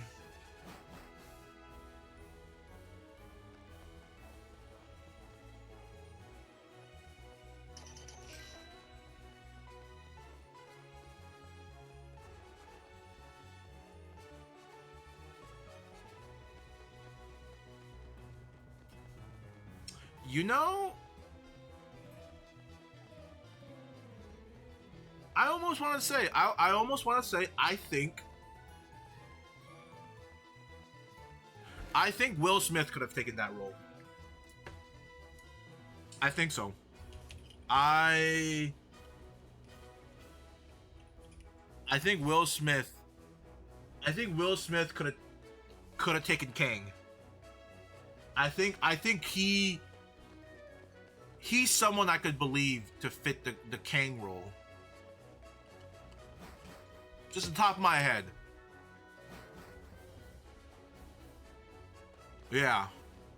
I think Will Smith would have been like a good fit for that role.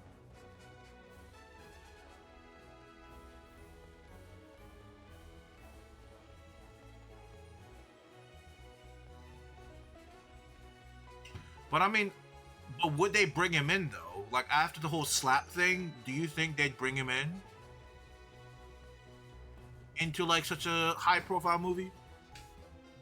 And actually, talk about high profile. What's the Oscars like yesterday or something?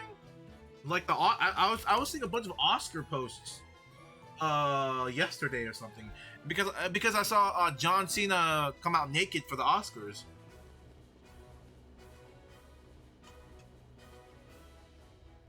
It was really strange.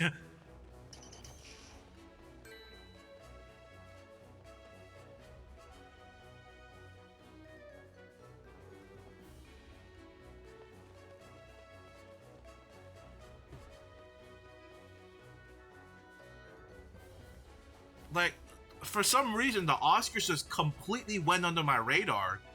And I want to say for the majority of people, right? Did anyone know that the Oscars was happening? Like, usually I'll know by, like, people talking about something. If not, Will, what about Jaden? Jaden? Yeah. I think Jaden could have pulled it off, okay? I think he could have pulled it off. But preferably, I would have wanted Will. I think he could have been King. If not,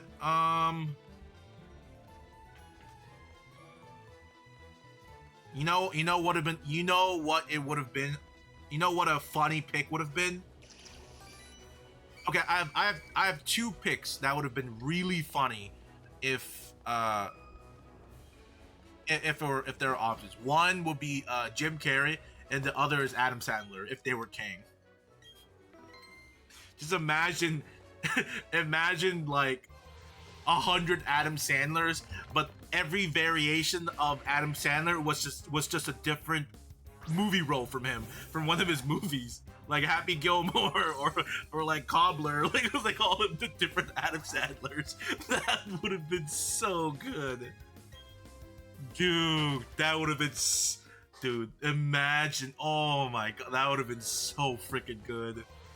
Click Adam Sandler with the robot. Oh my god, dude, that would have been so good.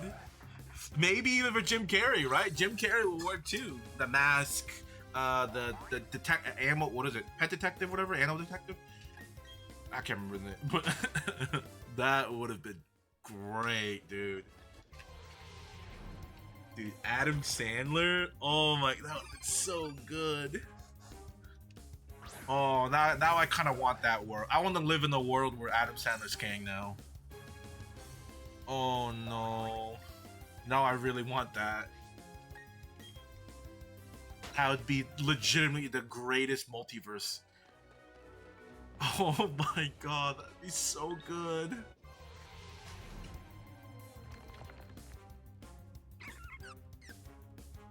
Why not both? Will be older Endgame Kang. Oh, actually, you're right. That can make sense. Actually, not a bad idea, but Adam's the guy I need, man. Adam Sandler. Adam's the man I need.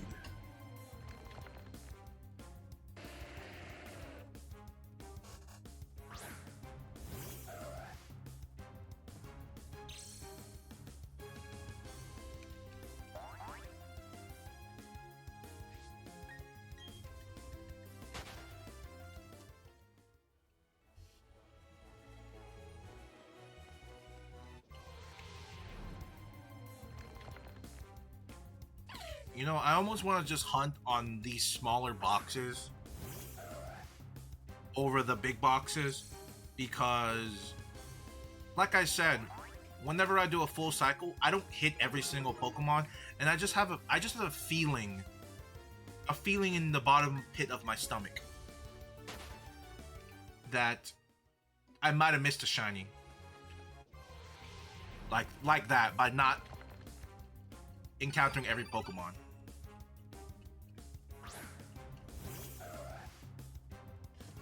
Don't call me crazy, but I think so.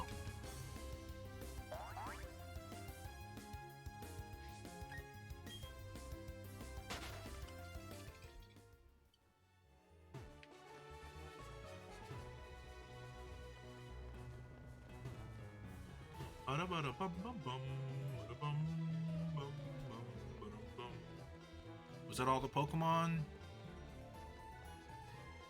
Can I reset? I think so.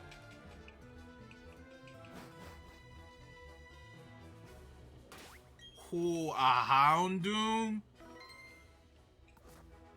Shiny! Shiny! Damn. Never lucky. Never lucky.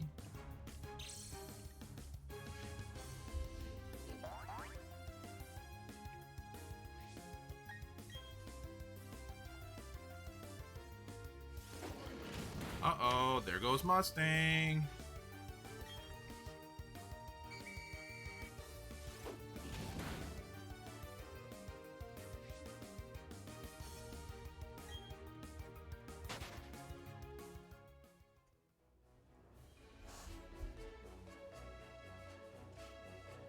Wait, let's go to the Oscars real quick. Let's see.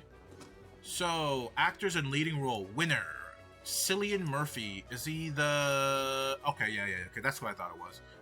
Bradley Cooper. Coleman Domingo. I don't know any of these movies, I'll be honest. Maestro, Rustin, The Holdovers, American Fiction. No idea what those are. Robert Downey Jr. Wait, Robert Downey Jr. was an Oppenheimer? I didn't know. I did not know. I had no idea Robert Downey Jr. was an Oppenheimer.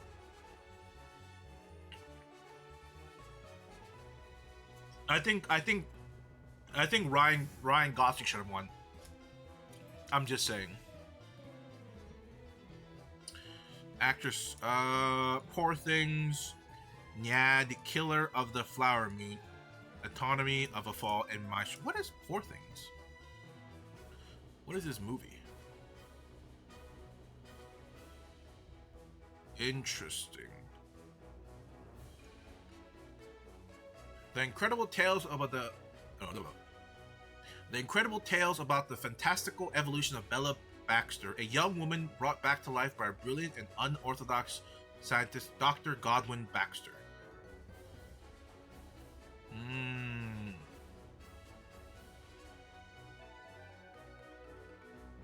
Seems kinda... Ooh, William Dafoe. My man.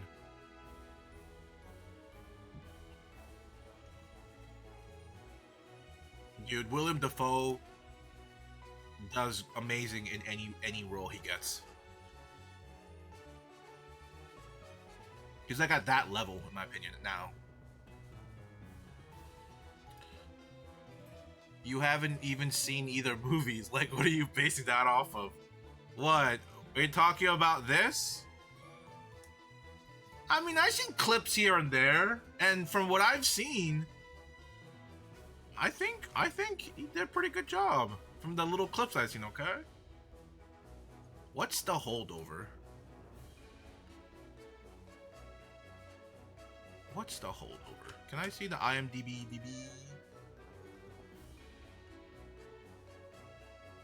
IMDb.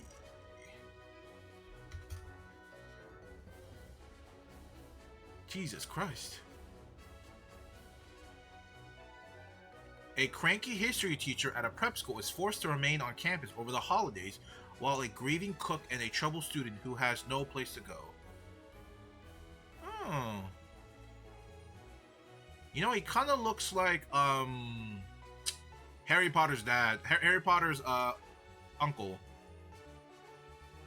Is that the same actor? He looks familiar from something. Or maybe not that. Who does he remind me of? Where is he from? I've seen him somewhere. Oh, he's Story Lord. Interesting. I've seen him somewhere. Where the hell have I seen him? Bo Jackman. That's a TV series I want to watch. Bo Jackman. Where have I seen him before? Maybe not Harry Potter, actually. Oh! Straight Outta Compton. That guy, the manager. Oh, that's where I remember him from. Yeah, I know I saw that face somewhere. Yeah. Interesting. I mean, The Holdover sounds like a pretty interesting movie, to be honest. Oh yeah, Hayao Miyazaki didn't come in again. Elementals. My friend told me this was a good movie, and he's like attracted to one of the characters in Elemental. I'm gonna assume it's the fire girl. He said like he would smash or something. I don't really know. He told me yesterday or something. He's like his kid was watching Elemental or something. He's like, yeah, I smashed one of the character, and I was like, huh? And I saw the movie. I saw the movie picture, and I was like, is he talking about the fire? I don't know, man. I don't know. It was weird. Did you like the Dafoe in the live-action Death Note? Was William Dafoe in wait. I haven't watched... No, wait. No, there's no way Dafoe's in that. No way. I don't... What the... No, he wasn't. Was he in there? I didn't watch this. The only live-action anime I have ever watched is Full Metal Alchemist, and that only reason is because I wanted to see the dog going, Edward, brother. That's the only reason I watched it, because I want to see that one part. Is he really part of this? No way, he is. What the hell? Oh, is he Ryuk? What? I might have to watch it now. I didn't know he was that. I mean, wow. I might have to go watch it. I might have to go watch it. That's kind of crazy. Here, sorry, let's go back to this real quick. While they fill up the thing for us. Nimona. What's Nimona? Okay, no idea. Robot Dream. What is that? No idea. Spider-Man Across Spider-Verse. I don't think I didn't see this. Really? I thought people really liked this show. I thought they did.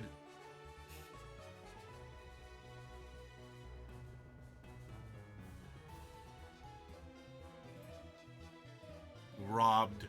Respect to the winners. It's true, I'm definitely a sore loser, but we didn't lose. Spider-Verse has impacted a lot of lives. And to be fair, The Boy and the Heron, I remember when it was announced and it came out, and there was like a small jump of attention towards the movie, but then after that, this movie's been just super silent.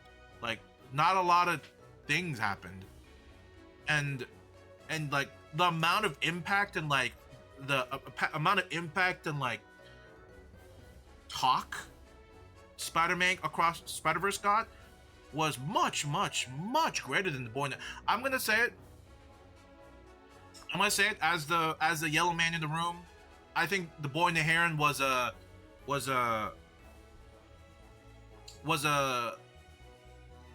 token pick.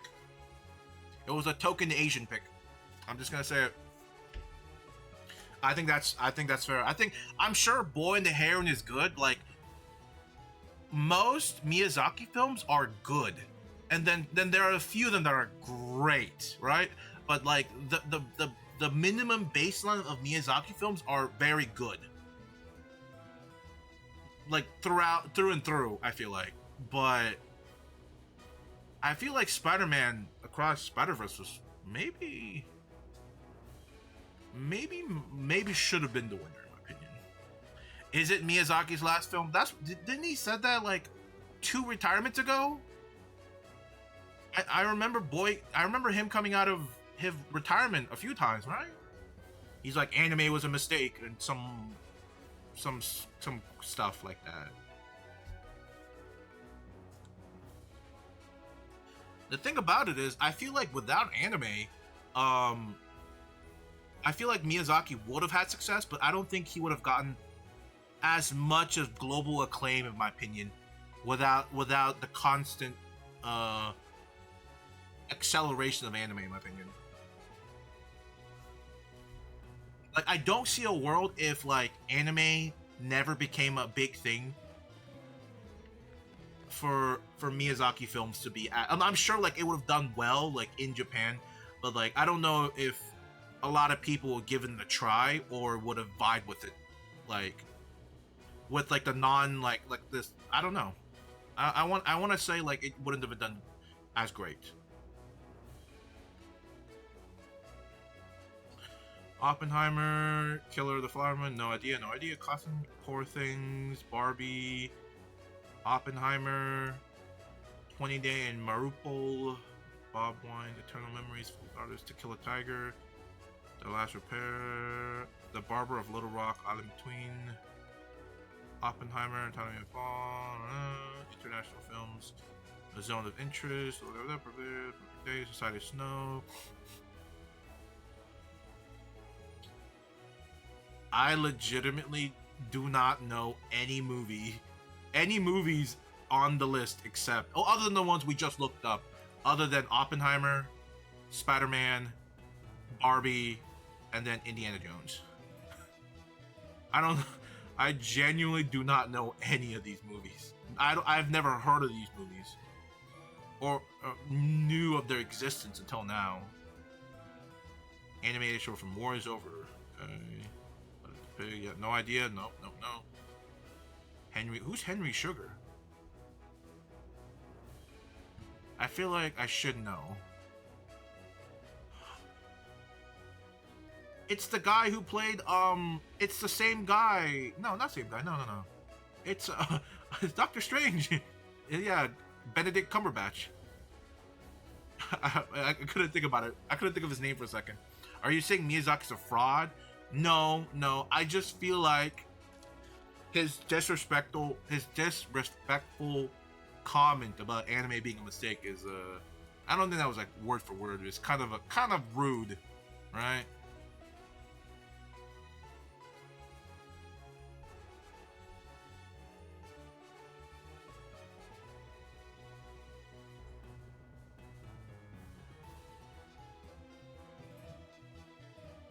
It's very elitist.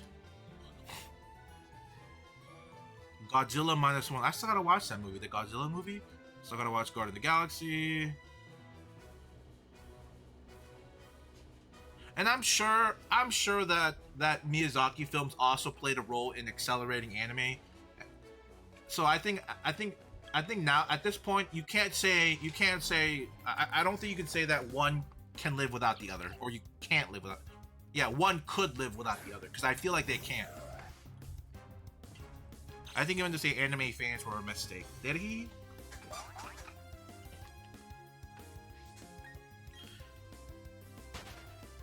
I know Miyazaki's not a fan of the harem genre, the ecchi genre. I know he's not a fan of that. Like I know he's not a fan of the brain rot animes. And I'm with him on that. I'm totally with him.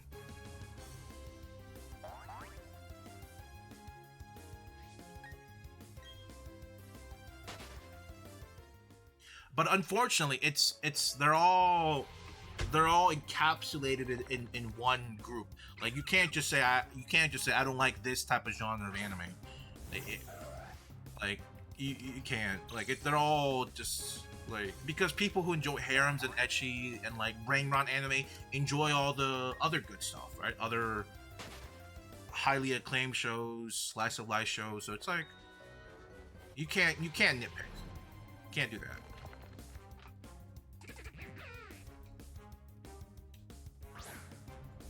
Because the people that enjoy all those very brain rot anime enjoys his movies. So like, I don't know. You can't just what's the word? Not coincidence, but like you can't conveniently nitpick things out for your ideal, or your maybe rhetoric is the right word. I'm not sure.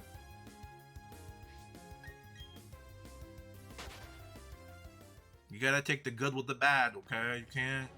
No take backs. No take backs. Not around here.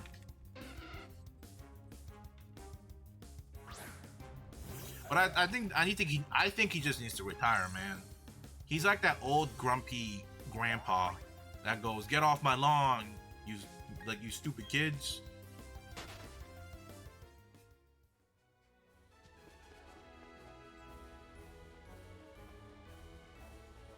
I think bro gotta let it go, I'm be honest. You gotta let it go. Have you seen the recent trend of the recent basketball trend that's been happening on TikTok with like of the of like the 90s basketball being frauds?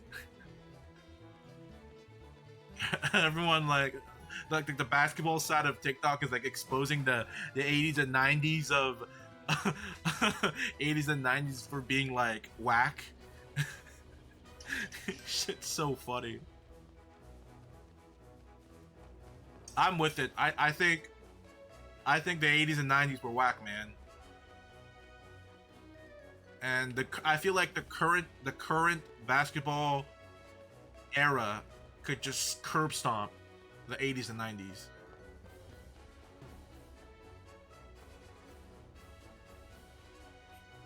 I'm gonna say it. I just think so.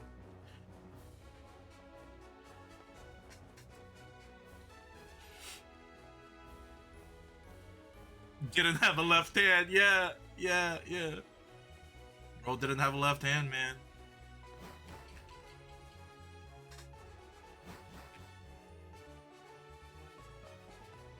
That's crazy. I'm telling you, I'm on the band. Like I said, I'm on the band. I'm on the side where I feel like the current generation is a whole lot better than the 70s, the 80s and 90s. And my reason is that because there's no way but up, right? They were still at an era where they're still like globally expanding, right? Globally expanding, and then basketball becoming more accessible to people. And that's why there's like compared to the 80s and 90s, that's why there's way more European talents doing really well, like Nikola Jokic, Victor, and then what was his name? Oh my god, Luka. Like them just like absolutely just dominating. Okay, like they're I think Luka currently is having like a 30-point triple-double right now, like 5 or 6 in a row. Like I think that's like the reason why we're just better. I feel like the reason is that one, the basketball like skills and then technology and everything alongside with it there's no way it doesn't like increase between the 80s to now. That, and then like I said, globalization. Like we have more access to better players. We're not limited to your local, just the United States, right? That's why just factually, like statistically, the current gen is just leaps and bounds better than the 80s and 90s.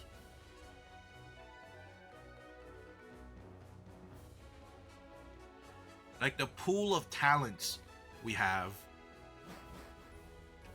will just incredible.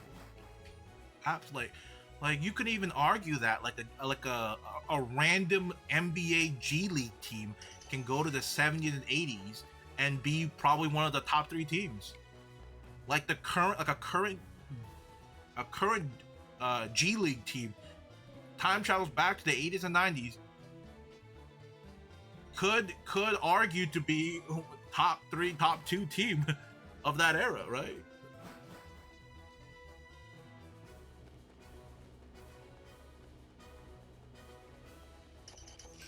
And my god, I don't know if you've seen some of the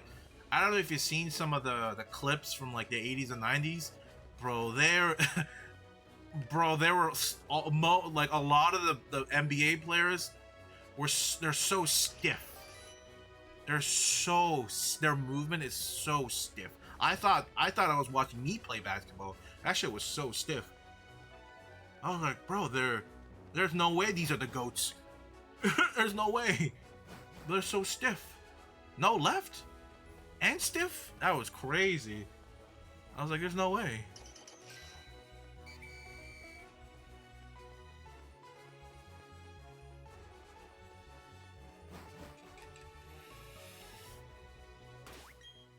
Bum bum bum bum bum bum. Come on, give it to me. Give me a shiny tonight, please. I'm gonna stick to this room until we get a shiny. I'm not gonna go to the big room anymore. I'm gonna do it. I'm just gonna stick to this room. I think this will help me get past the can't find a shiny dilemma. Shiny Houndoom, por favor. And I also got a chance to get shiny Houndoom. Not a great idea to have multiple dark types, but shiny Houndoom will be pretty fire.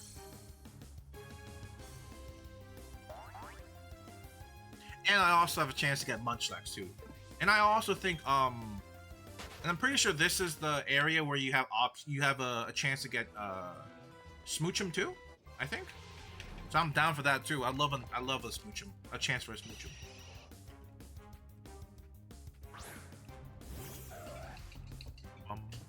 We're actually about to hit 1500. God, end me. End my life. We're about to hit 1500. Oh, God. End me.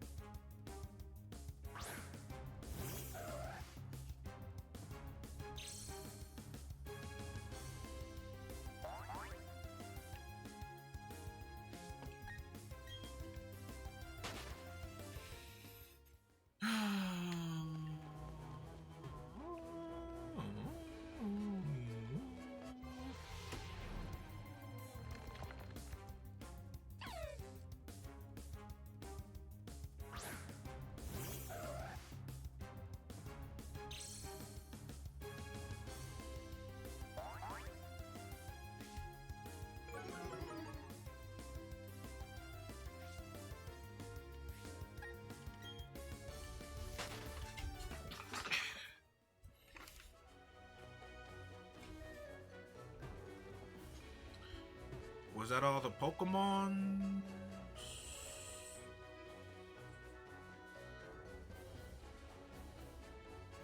I think so.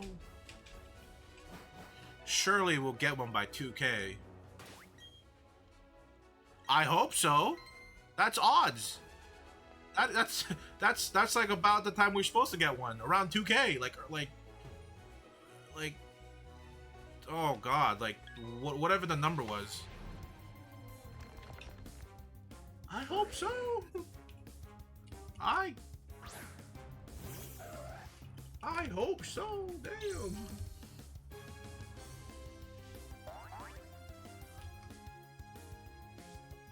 I goddamn hope so. Was it one? Oops. Yeah, so 2048. I just have to get the exact number. 2048 is the number. That's how many encounters we're supposed to do for a shiny. 2048. So if we pass that, that means we're really unlucky.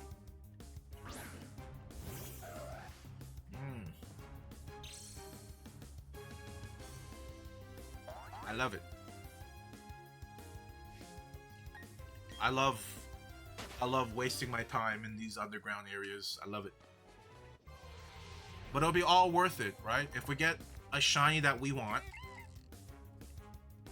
Munchlax, Bidoof, Smoochum, Houndoom. We'll be okay. But because we're not hunting in the grass area, we don't get Combi as an option. So there's no way we can ever get a male shiny Combi. Which is sad. Very sad, but you gotta take the good with the bads, right? We have a chance to get a golden nugget called Graveler, which I don't know if I'll evolve with the Golem, because I don't trust y'all with my shiny Graveler. Dude, imagine somebody comes in chat and said, "Yeah, I hope you evolve your Golem," and they rob me. Imagine, that means I have to get another shiny. Imagine that. I would cry on stream if that happens.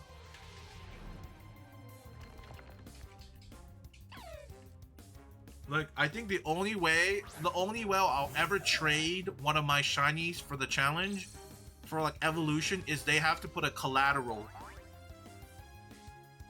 of something. I don't know what, but they have to put some sort of like worthwhile collateral for me to know that they're gonna trade me back.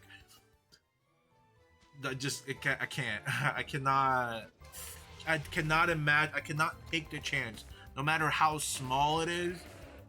I cannot, under no circumstances. I'll probably let you do it. I'll probably let any of my regulars on here do it, but like any random, I wouldn't. Do you even have BDSP? I don't think you have BDSP.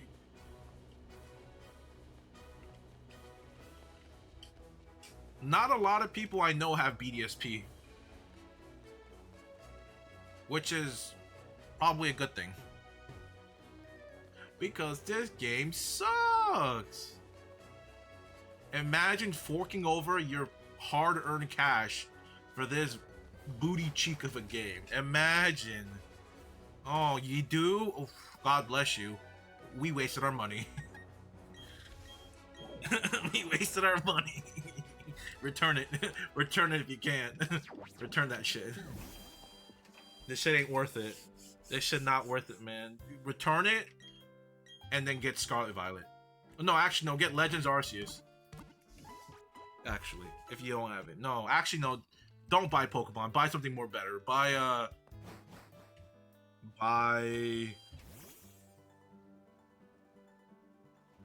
what should I recommend? Are there good games nowadays? They're all terrible games. Wait. You should get into WoW. That's it. You should get into retail WoW, not classic.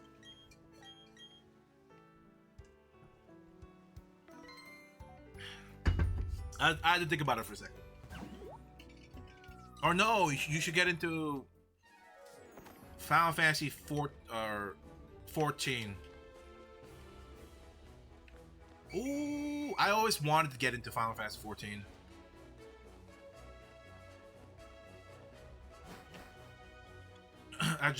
That's a game I definitely don't have time for, nor the money.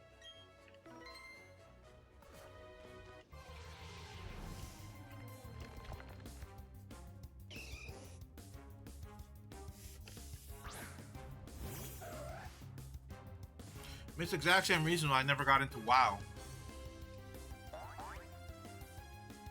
Like MMORPGs are the last things I want to get into. Other than RuneScape, because I already know how to play the game.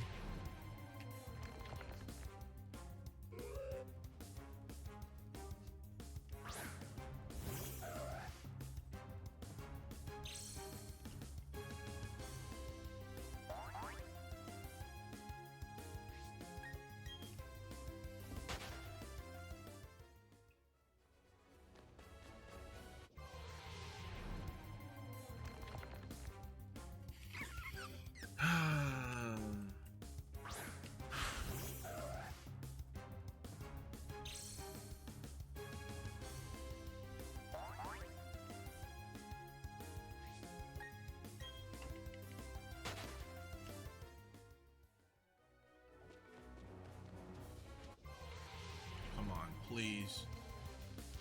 I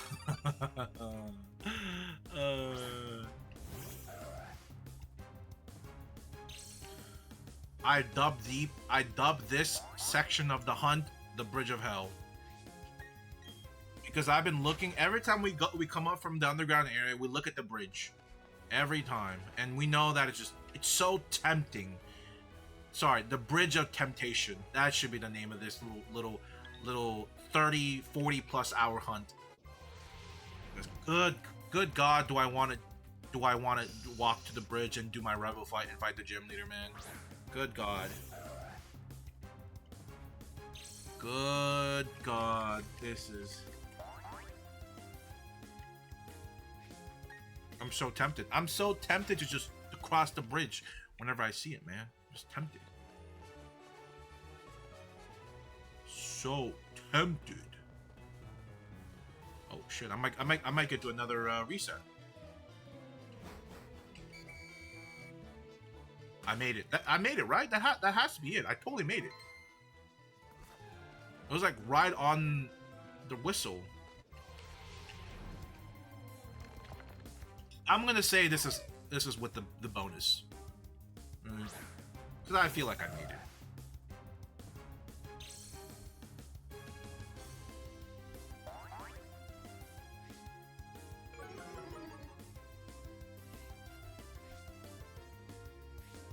You know, call me crazy, but I've been craving fried chicken lately. As of like yesterday, for some reason, I've just been thinking every once in a while in the past, like since yesterday, I've just been like, man, I want some fried chicken. Okay, fried chicken sounds amazing. Fried chicken with some coleslaw. I know coleslaw isn't the most beloved like side dish, but I like coleslaw with fried chicken for the same reason I like pineapple with meat with Korean barbecue. It helps counteract the oiliness of the chicken. And coleslaw does a great job with that. But good God, I'm like contemplating if I should go to Publix tomorrow. Publix tomorrow with and get some chicken. How can you eat Korean fried chicken without coleslaw and tomato? I eat Korean fried chicken with only that pickled radish, the pickle vegetable. I don't eat it with coleslaw. I only eat coleslaw with American fried chicken. Like that, the pickled radish is like also very important for Korean fried chicken. So important. Like the difference of having pickled radish with your Korean fried chicken or coleslaw with your fried chicken determines the amount of chicken I can eat without feeling like kind of oily inside, like kind of, I don't know what the right word is, but feeling oily. So they're so integral to the part. I mean, sure, I can, but to be fair, I can eat them without it. Okay, if like we ran out or we don't have it, but like it's like a 100% needed if I can get it. I don't know why. I just want some fried chicken, not necessarily Korean fried chicken, just fried chicken and coleslaw. I don't know why. And some potato salad would be nice. I don't know. Just I usually don't crave food. I usually don't, but when I do, I just think about it for like a few days. But like I generally don't crave certain foods. I tend to not do that. But man, but when I do, it really is in my head for a few days until I do fulfill that craving, or I just wait out enough where I don't crave it anymore. Usually the latter, in my opinion. Usually I kind of just wait it out.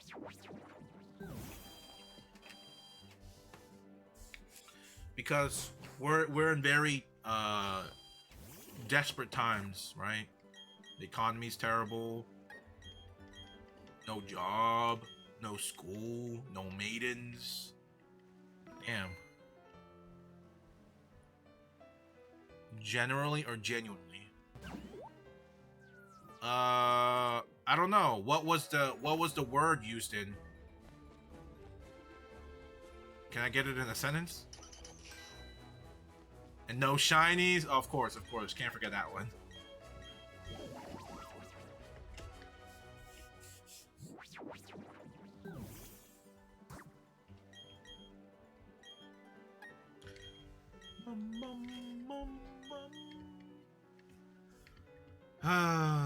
Life was so much better when we didn't have to shiny hunt.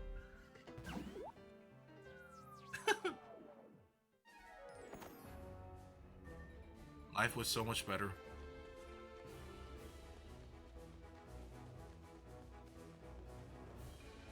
Ooh, 18? We'll take it. It's close to 20. 19. How about a duck trio? Ooh, we'll take it. 20. How about a duck trio? How about a duck trio? Alright.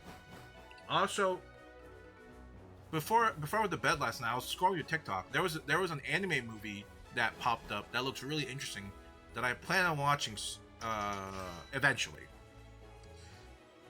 I think it was something called like Another World and then Hello World or something. I saw a little bit of spoilers because I saw it from like it was like an anime movie edit. But it looked really interesting. I don't know which one to start with first though. Apparently there's like a correct way you're supposed to watch it first or something.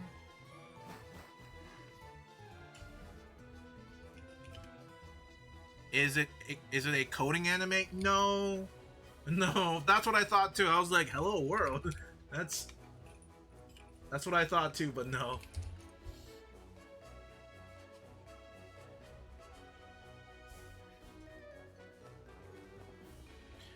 All I understood from watching the anime edit and then some of the other stuff was that it was the guy trying to save the girl, but then the other movie is the girl saving the guy, or I don't really know which one's which, but it's set this year, 2024, came out 2019, and then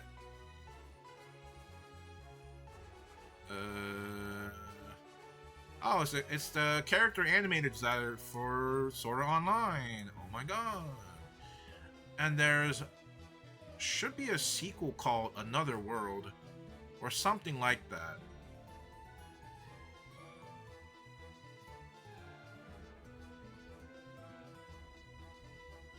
Here it is, an anime. Oh, it's an anime series. So this one's a movie. So the Another World is an anime series spin-off called Another World, which follows Katakagi's point of view from 10 years. Oh, okay. So I guess I watch. I guess I watch Hello World, then Another World. Oh, interesting. It kind of gave me Your Name vibes to me a little bit. Your Name vibe or like Erase vibes. Just a wee bit, you know?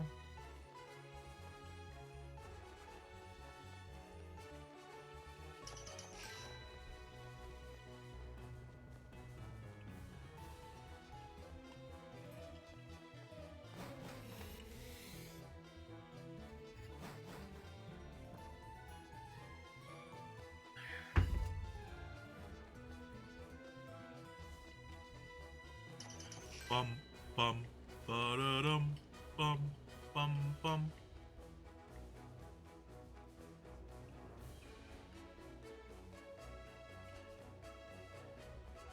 Ooh.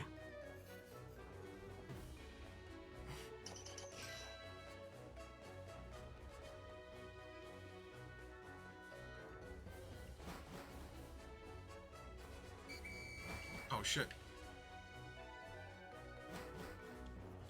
Here we go. Shiny incoming.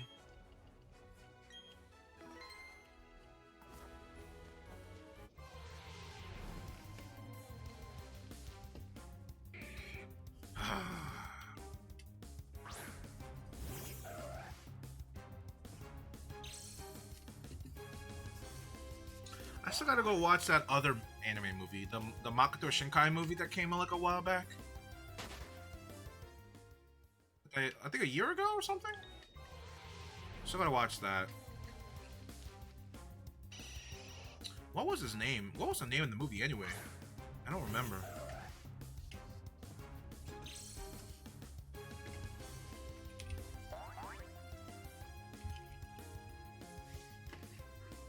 Suzume. That's what it was. Suzume. Oh, that was 2 years ago. Oh god, that movie came out 2022? Jesus, I thought it came out like early 2023. Oh my days. Wow, Zerds.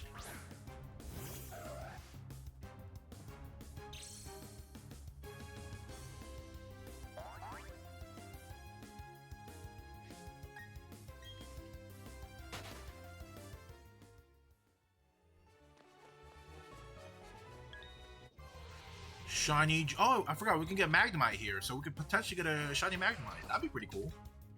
I'd be pretty happy with that. A shiny Magnemite. I'd be very happy with that one.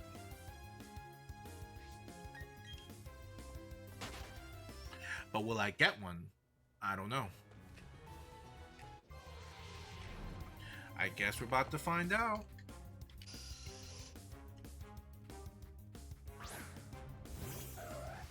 I guess we're about to find out.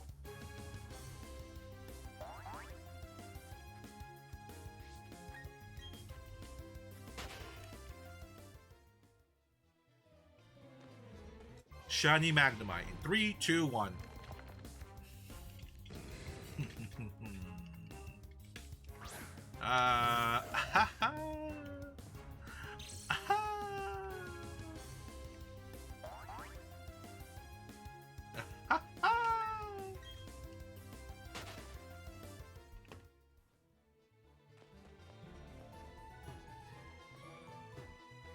Yes, sir. I'm gonna get a shiny Graveler. I know it. I'm gonna be so mad if I get a golden nugget, man. I don't want a shiny Graveler. Okay, I'm just gonna say it. I love rock types, but I don't want a shiny Graveler.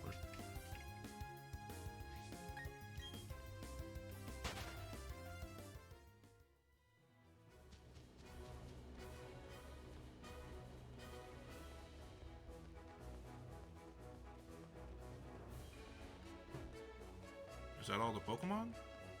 I guess it is. Here we go.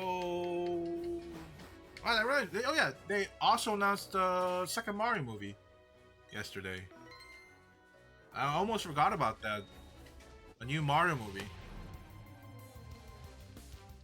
I mean, I understand that. I understand why they're doing another one, but I don't know why they want another one, other than money. Because everything in the Mario movies, they're all non-canonical, right? As movies tend to be usually. Like, I don't know.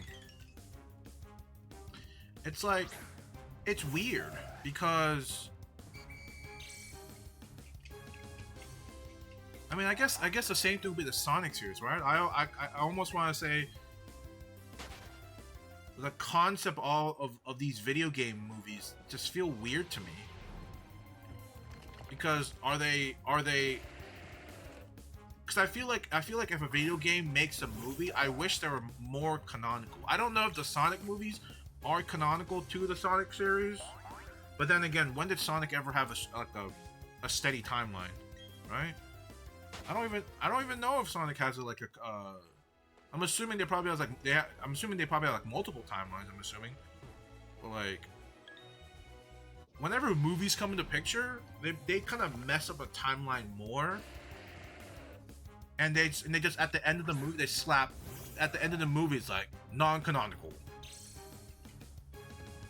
I don't know. It kind of messes up timelines, and I think that's the reason why I'm like, why though? Like I get it, I get it, but why?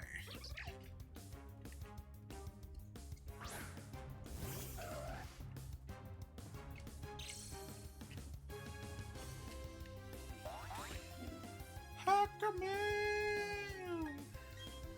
Oh god.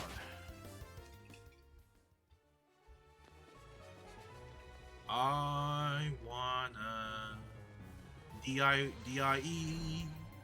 I wanna D-I-E.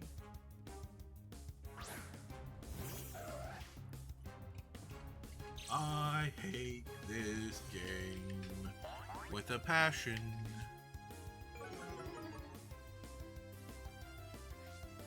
I hate it so much.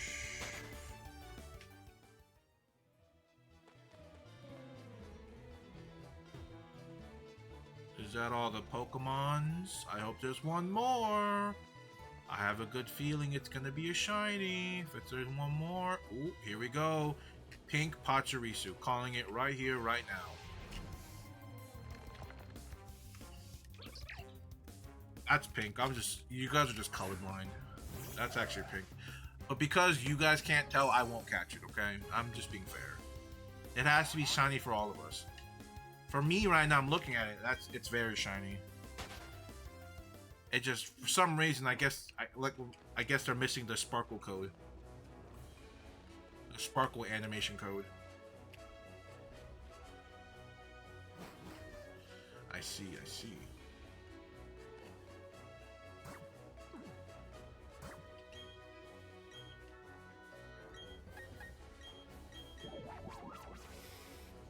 Bro, this hunt is depressing.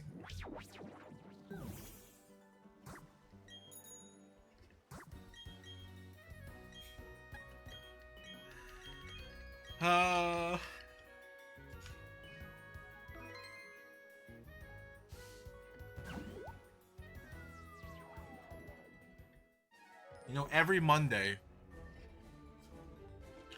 I'm always like, I can't wait till Friday.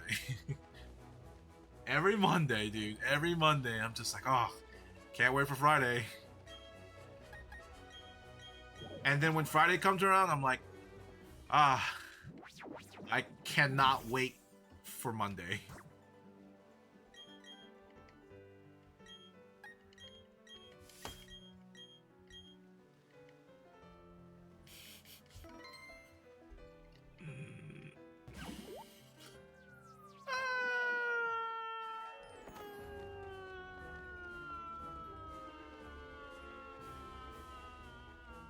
Oh, 29.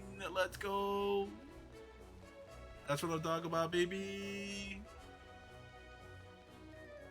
You just gotta keep shuffling the lobbies. Eventually, you'll run across a good one, a good, nice, succulent lobby for me to leech off of.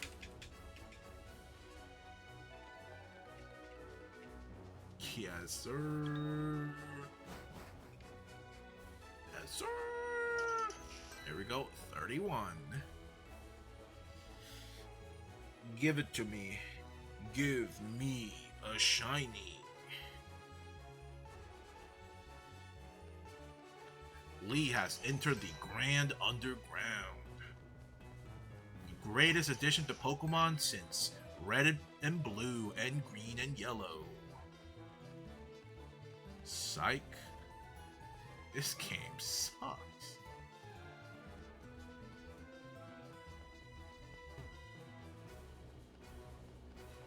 This game sucks.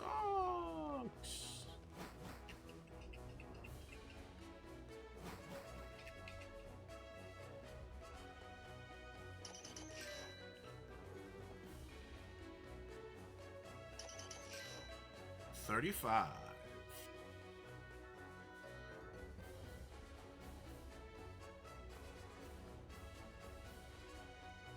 Come on.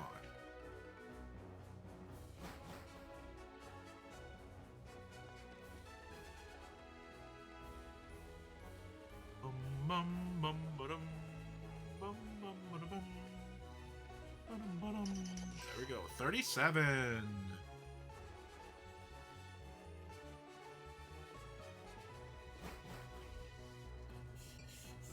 Come on, please. End my misery.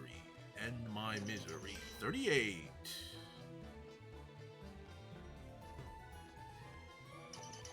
$39. Let me check the bottom. Maybe it's 40. And nope. I'm just going to wait for somebody to hit the 40. I think I did my fair due diligence. Right. I think I did it.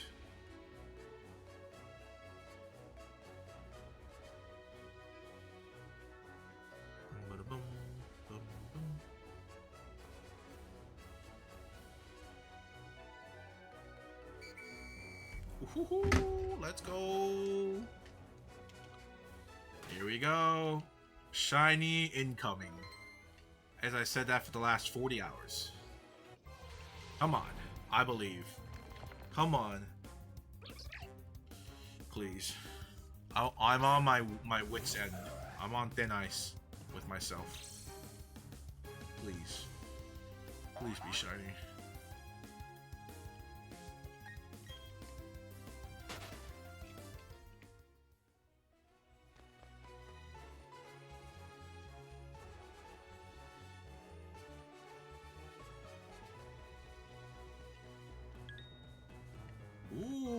that a Psyduck? I like you, Psyduck.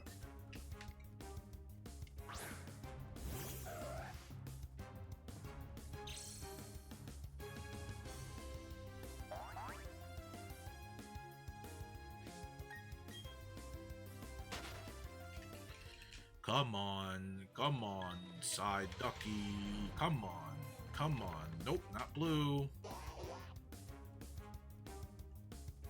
You know, Psyduck's bill is really, really thick. I don't know if it's just the animation, but like it looks really thick. It looks like the thickness of a human fist.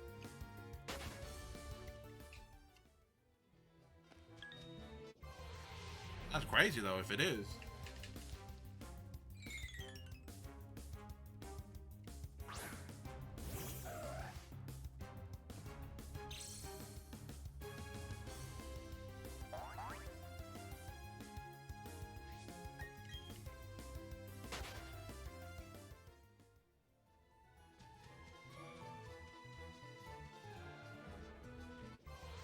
Speaking of, I saw a TikTok where a girl bites off the beak off a cooked. What?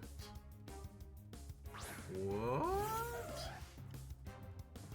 What the hell? What? What's up with your algorithm? What? When you cook a duck with its beak, does the beak become soft, or is it still soft? Is it still like hard?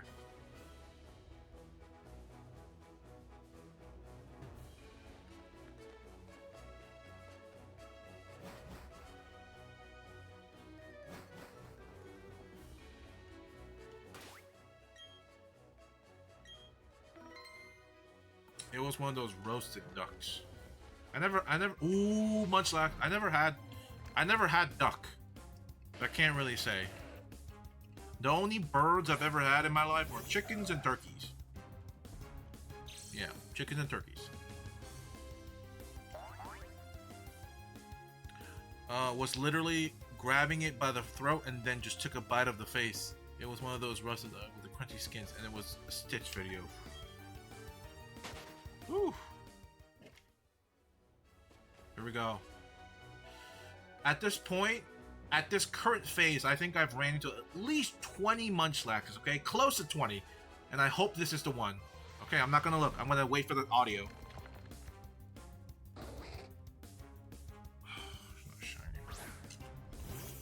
Man. Harry gets to have a Munchlax. Why can't I have one?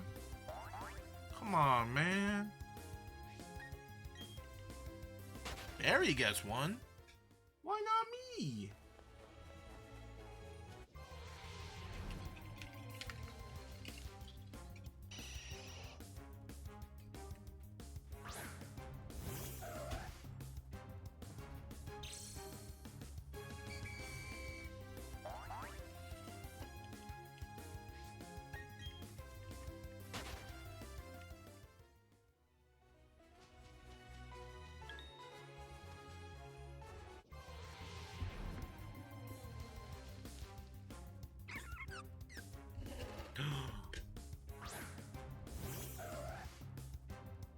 Look at my dog.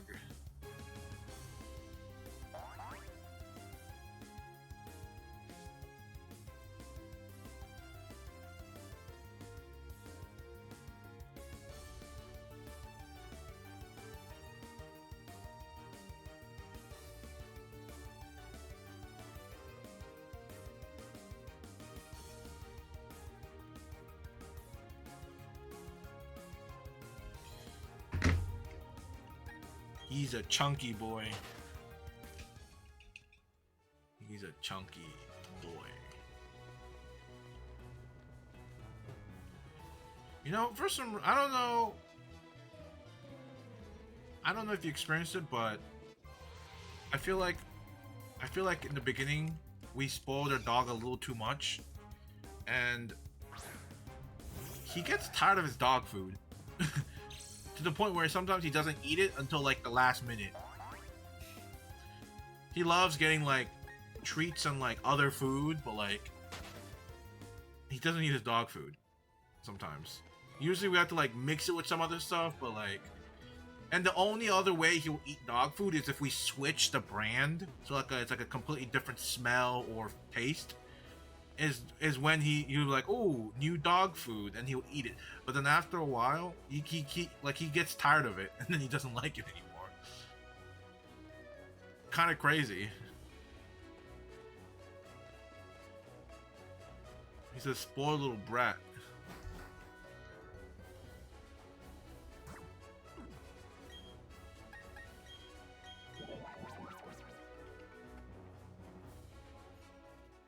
And actually, one of the most fucked up thing, okay? One of the craziest things about our dog, okay?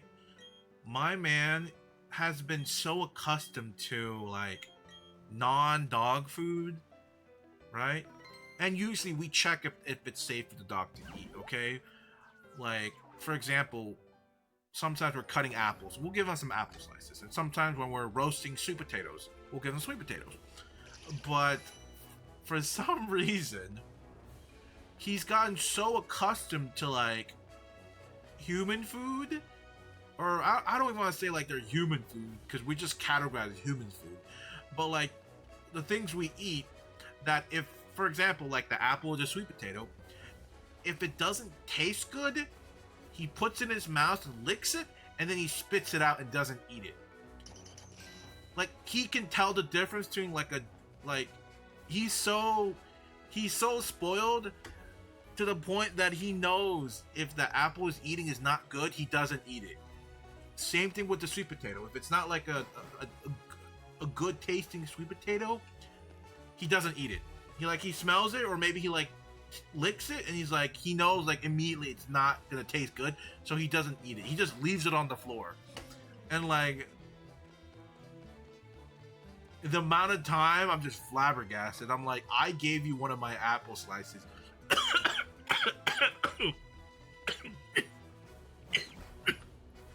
Excuse me.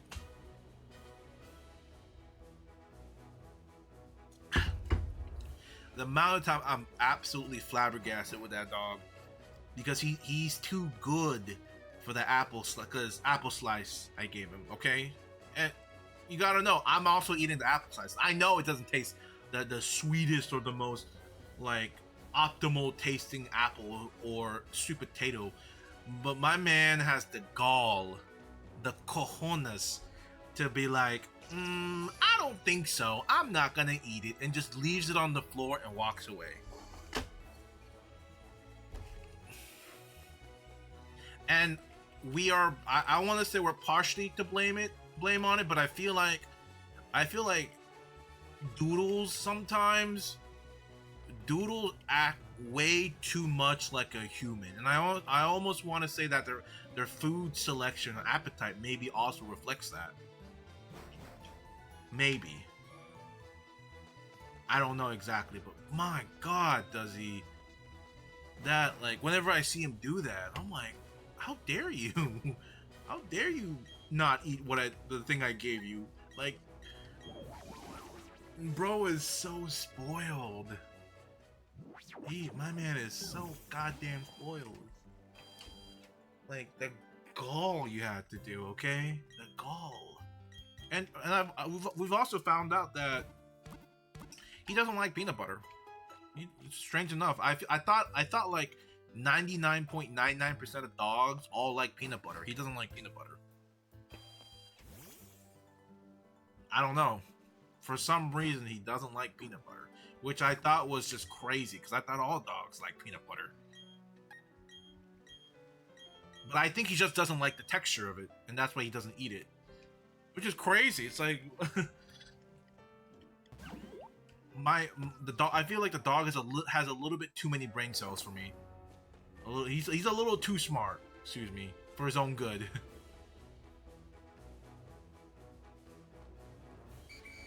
Oh snap! 40. Please give me a shiny.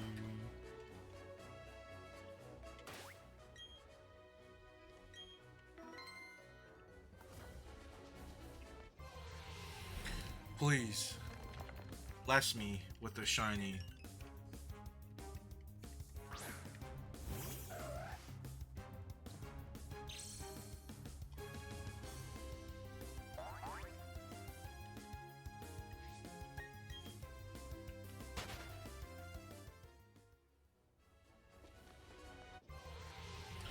Bless me with the shiny. Nope.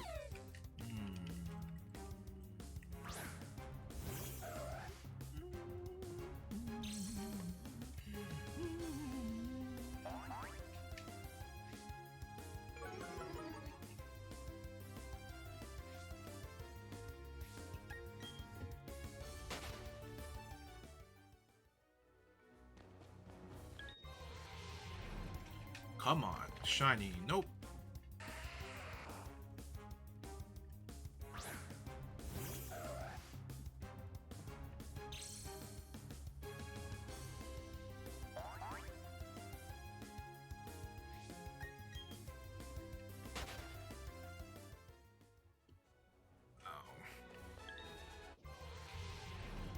Please, give me the shiny.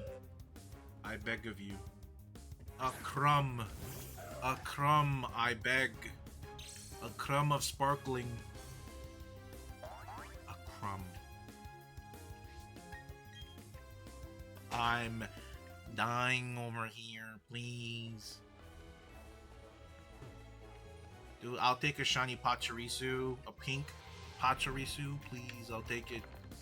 Please. I don't care. Just give it to me. Give me anything. I can't take it anymore.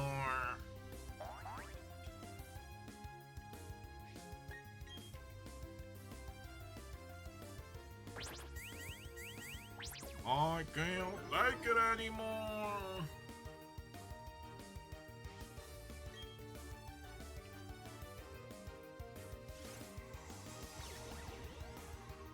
Bro, let me go. What? Come on, man. It's just a Pachirisu. Let me leave. Come on.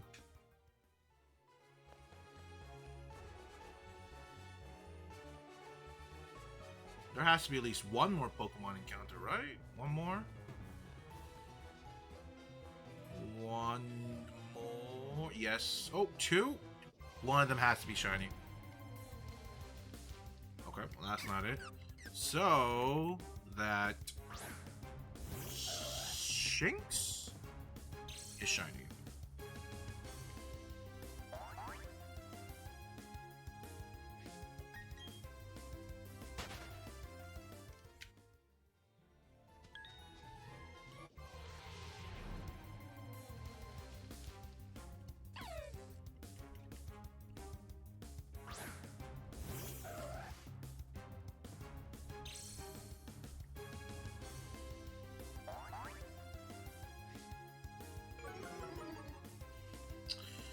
I already feel it. I'm like slowly losing my mind right now. Slowly but surely, I'm losing my mind. Just what I expected. I knew it. Video games are bad for you. This proves it. This proves it. Video games are bad. All right, I want to do at least one more Diglett bonus tonight. Just one more, at least.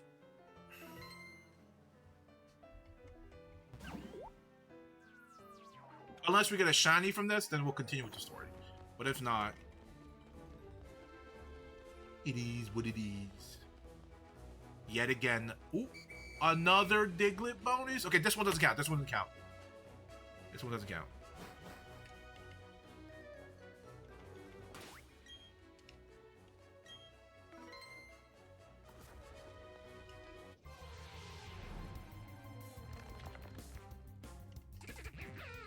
Please.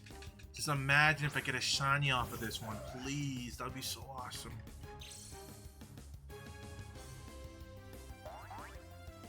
Please, please, please, please. Just imagine Dragon, okay?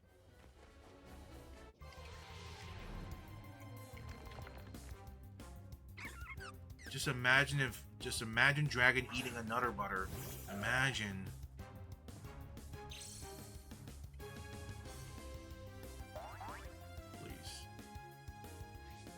Free. There you go. We're at 1,000. Why isn't it updating? There you go. 1,555.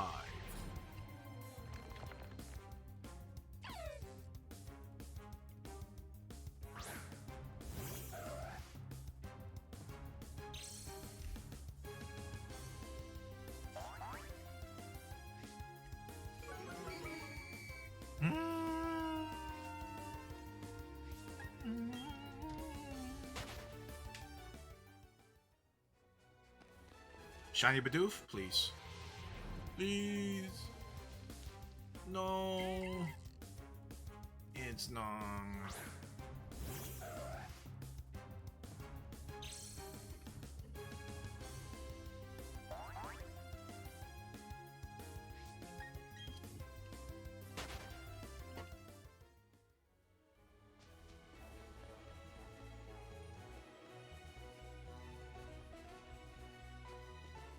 Shiny Rockdoo. Ooh, a shiny Lickitung would be so good.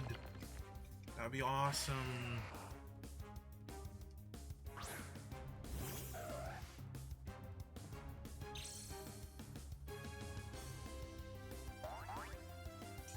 Wow, we we hit 126 hours. Wow. Amazing. I'm pretty sure we started today off at 123 hours and 18 minutes. Oh, brother. Oh, brother.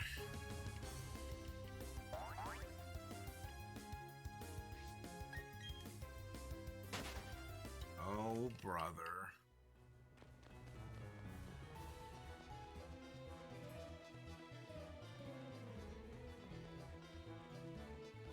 Okay, that's the last one. Shiny Hachi Risu, right? Shiny? Nope.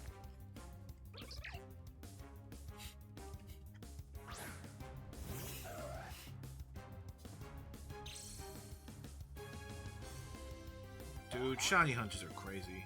Shiny hunters. I feel like all shiny hunters belong in the psych ward.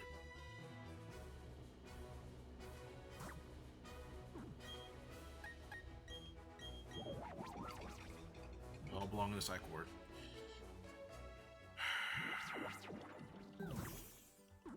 It's like they do this, like they do this for fun.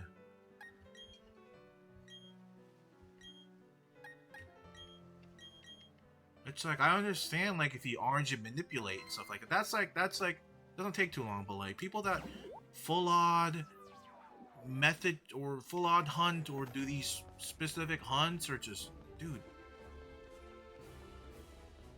Oh, they belong in the psych ward. Oh, 16. Okay. Woo-wee. Okay, here we go. This is going to be the final Diglett bonus for today, if we survive till then.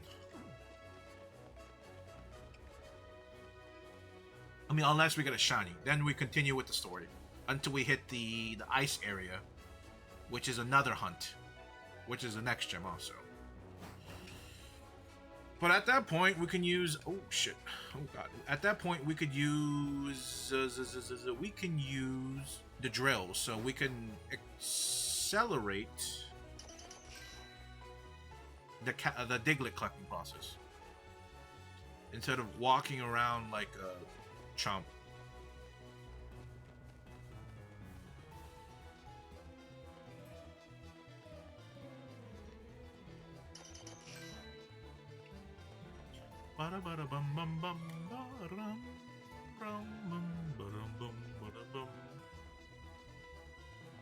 Bum bum ba-da-dum bum bum bum.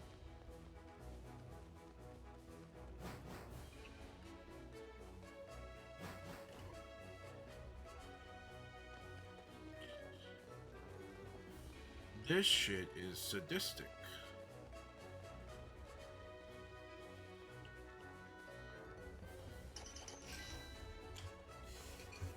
This game is sadistic.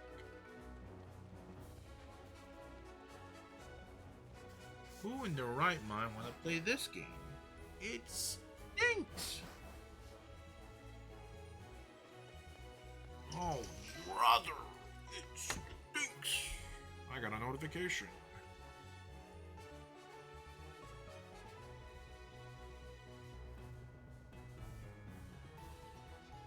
What for? What the hell is a notification?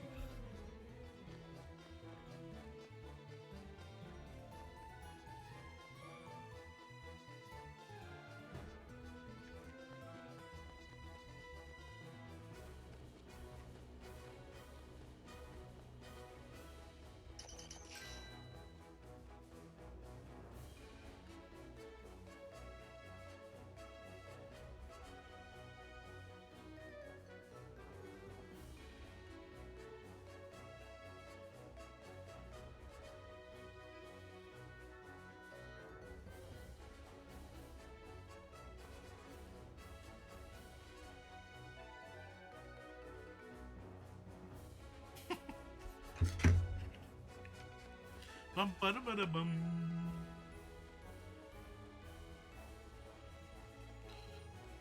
25.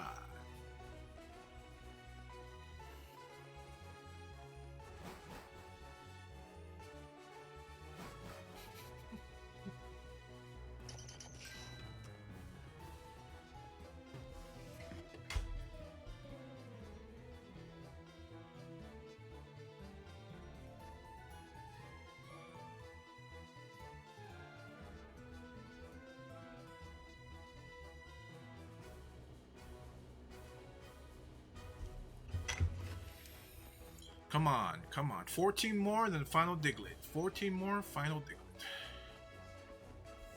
Come on, come on, come on.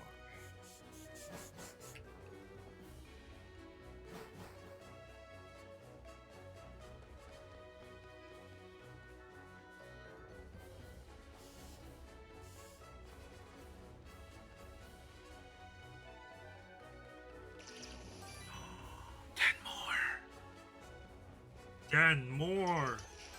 9 more. Yes, yes, yes, yes, yes, yes. Yes, yes, yes, yes, yes. 10 or 9 more. Yes, yes, yes, yes. Yes, yes, yes, yes. This is sadistic. Yes, yes, yes, yes. Yes. 7 more.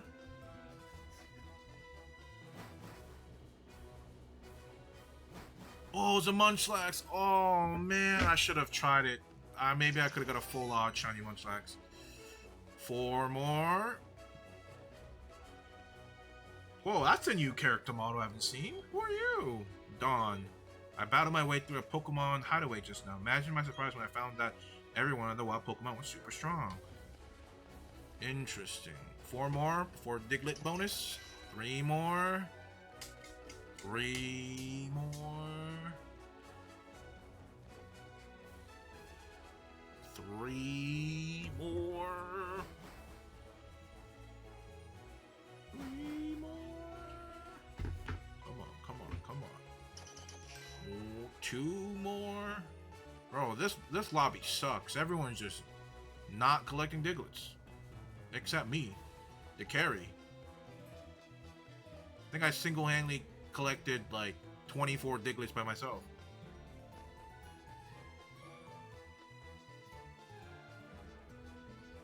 That's OD.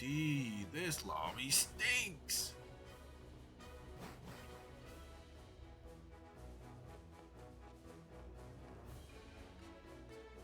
Come on, come on, come on. 2 more Digletts, 2 more Digletts, 2 more Digletts.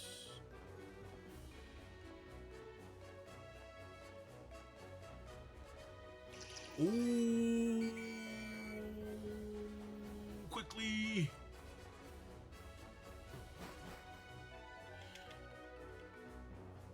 Here we go, our final Diglett session for tonight. Hopefully we get a shiny.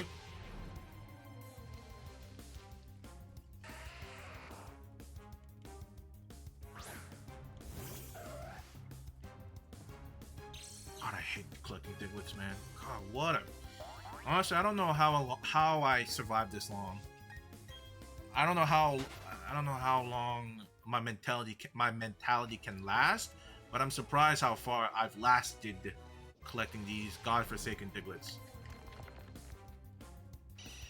Truly a miracle, in my opinion.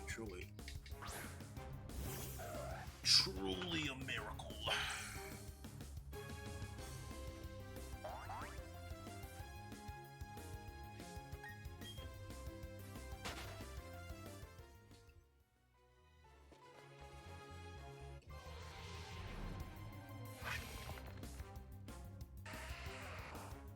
Oh, my Apple Watch is out of battery. It's almost never out of battery. Wow.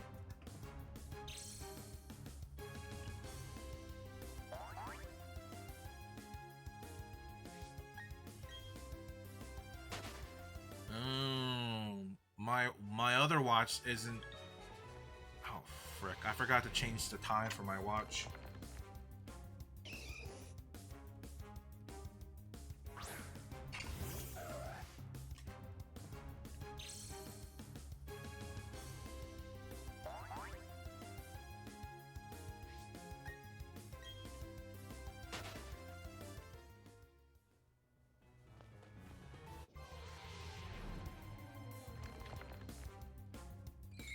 Feels like you just started. Yeah, yeah, yeah. I just started. Yeah, you're right. You're right. Right. Fuck this game.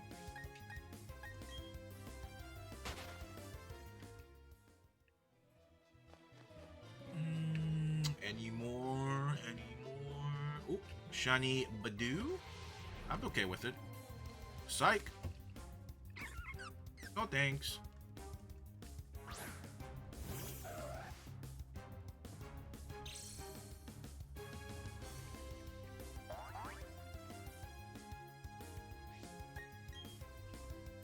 I want that shiny Munchlax. No thanks. Ooh, a shiny Wingull will be sick, please. Of course. Of course. Imagine Dragon.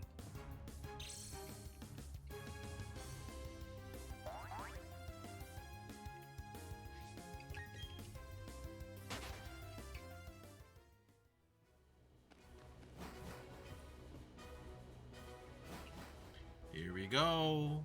The final room for tonight. Who knows? We could run into a shiny. I'm hoping we do, but at the same time, I hope we don't. Hoping we don't. A little bit.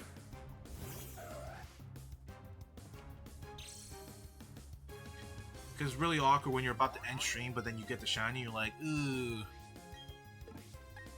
Right?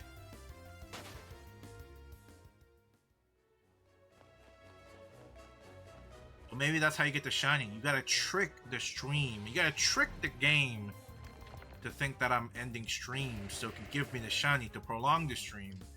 But in fact, it was all a ruse to get the shiny. Indeed it was. A big, fat ruse.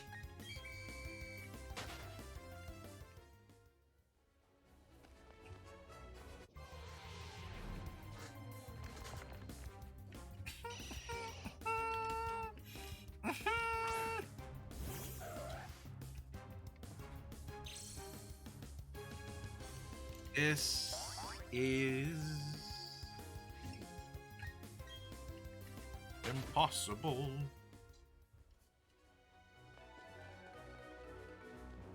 Let's clear everything on this side before we move on to that side. I think we got everything here. Yep. So there's a Perugly, a Golbat, and a BBL. There.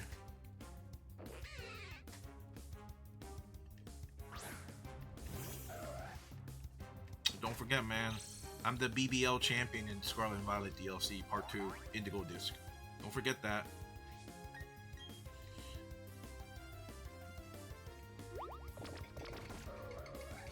Yeah, I mean, if we get the shiny, we'll totally go beat the gym. I don't know about, like, traversing all the way to the next gym, because that's, like, a huge stretch. Very huge stretch of land I have to traverse.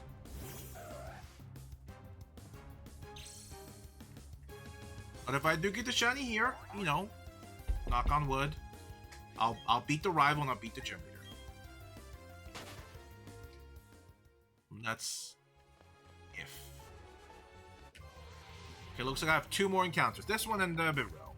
Or 1 more. Oh boy. It's just what I signed up for.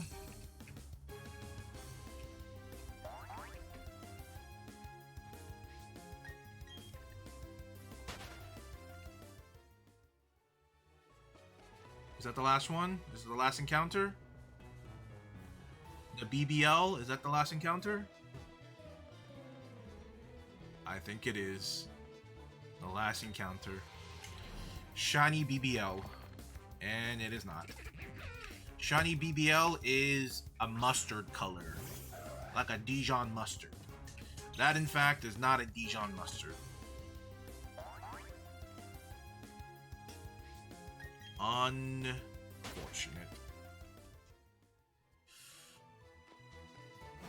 So it seems like today we leave off at 126 hours and 16 minutes. About 3 hours. We did this for about 3 hours. 2 minutes off from 3 hours. And then I don't know what number we started today, but 3 hours. So 3 hours, no shinies. I love it.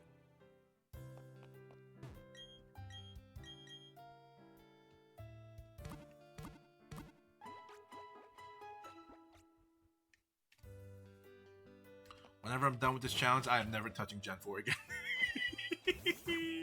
Unless it's some sort of like, unless I'm like RNG manipulating something. Bro, I ain't touching this game with a 100-yard pole stick measuring tape. So I'm gonna say, I ain't touching this shit ever. This game has brought me nothing but trauma. But yeah, that's it for today. Hopefully that was as boring as ever was, because every BDSP stream is boring, in my opinion. There's nothing exciting about it. Right? Nothing exciting about it. Can't remember the last exciting BDSP stream. Alright. It's in the next room. You can smell it. You might be able to, but the game turned off. But yeah. But thank you all for coming. I will be heading out for tonight. I'll be back Wednesday. And back to the shit again. And then Friday we'll probably play Pikmin 3 again. And just to recall where we're at with Pikmin 3, we are in the middle of the story playthrough of the second hardest difficulty, because we need to beat that one to unlock the hardest difficulty. Which we need to beat that again on that difficulty. But if you remember, we're like 4 bosses down on Pikmin 3 right now. We're 4 Pikmins down. Actually, let me check. I think there's like 6 or 7. There's either 6 or 7 bosses in Pikmin 3. Yeah, we beat the Armored Maudad, Venomoth Fosbat, Sand-Belching Mearslug, and then the last one we beat was the Scornet Maestro. And all we have to beat is the Quaggled Mireclop and the Plasma Wraith. Right? So, just based on my idea, if we, like I said, I'm gonna start streaming earlier on Friday. So if we start a little bit early, we can start a little bit early, and I feel like we can finish that difficulty off, and we could probably start on the spicy difficulty, and we might be I think we might be pretty, I don't know if we'll beat it, all of it in one day, but I think we'll get pretty close to it. I think that the upcoming Friday we'll also be maybe like 4 or 5 bosses in the spicy difficulty, I feel like, depending on how hard I throw and how early I start. But yeah, that's it for today. Hopefully enjoyed your stay. I'll be back Wednesday, okay? Everyone have a good night, okay? Good night.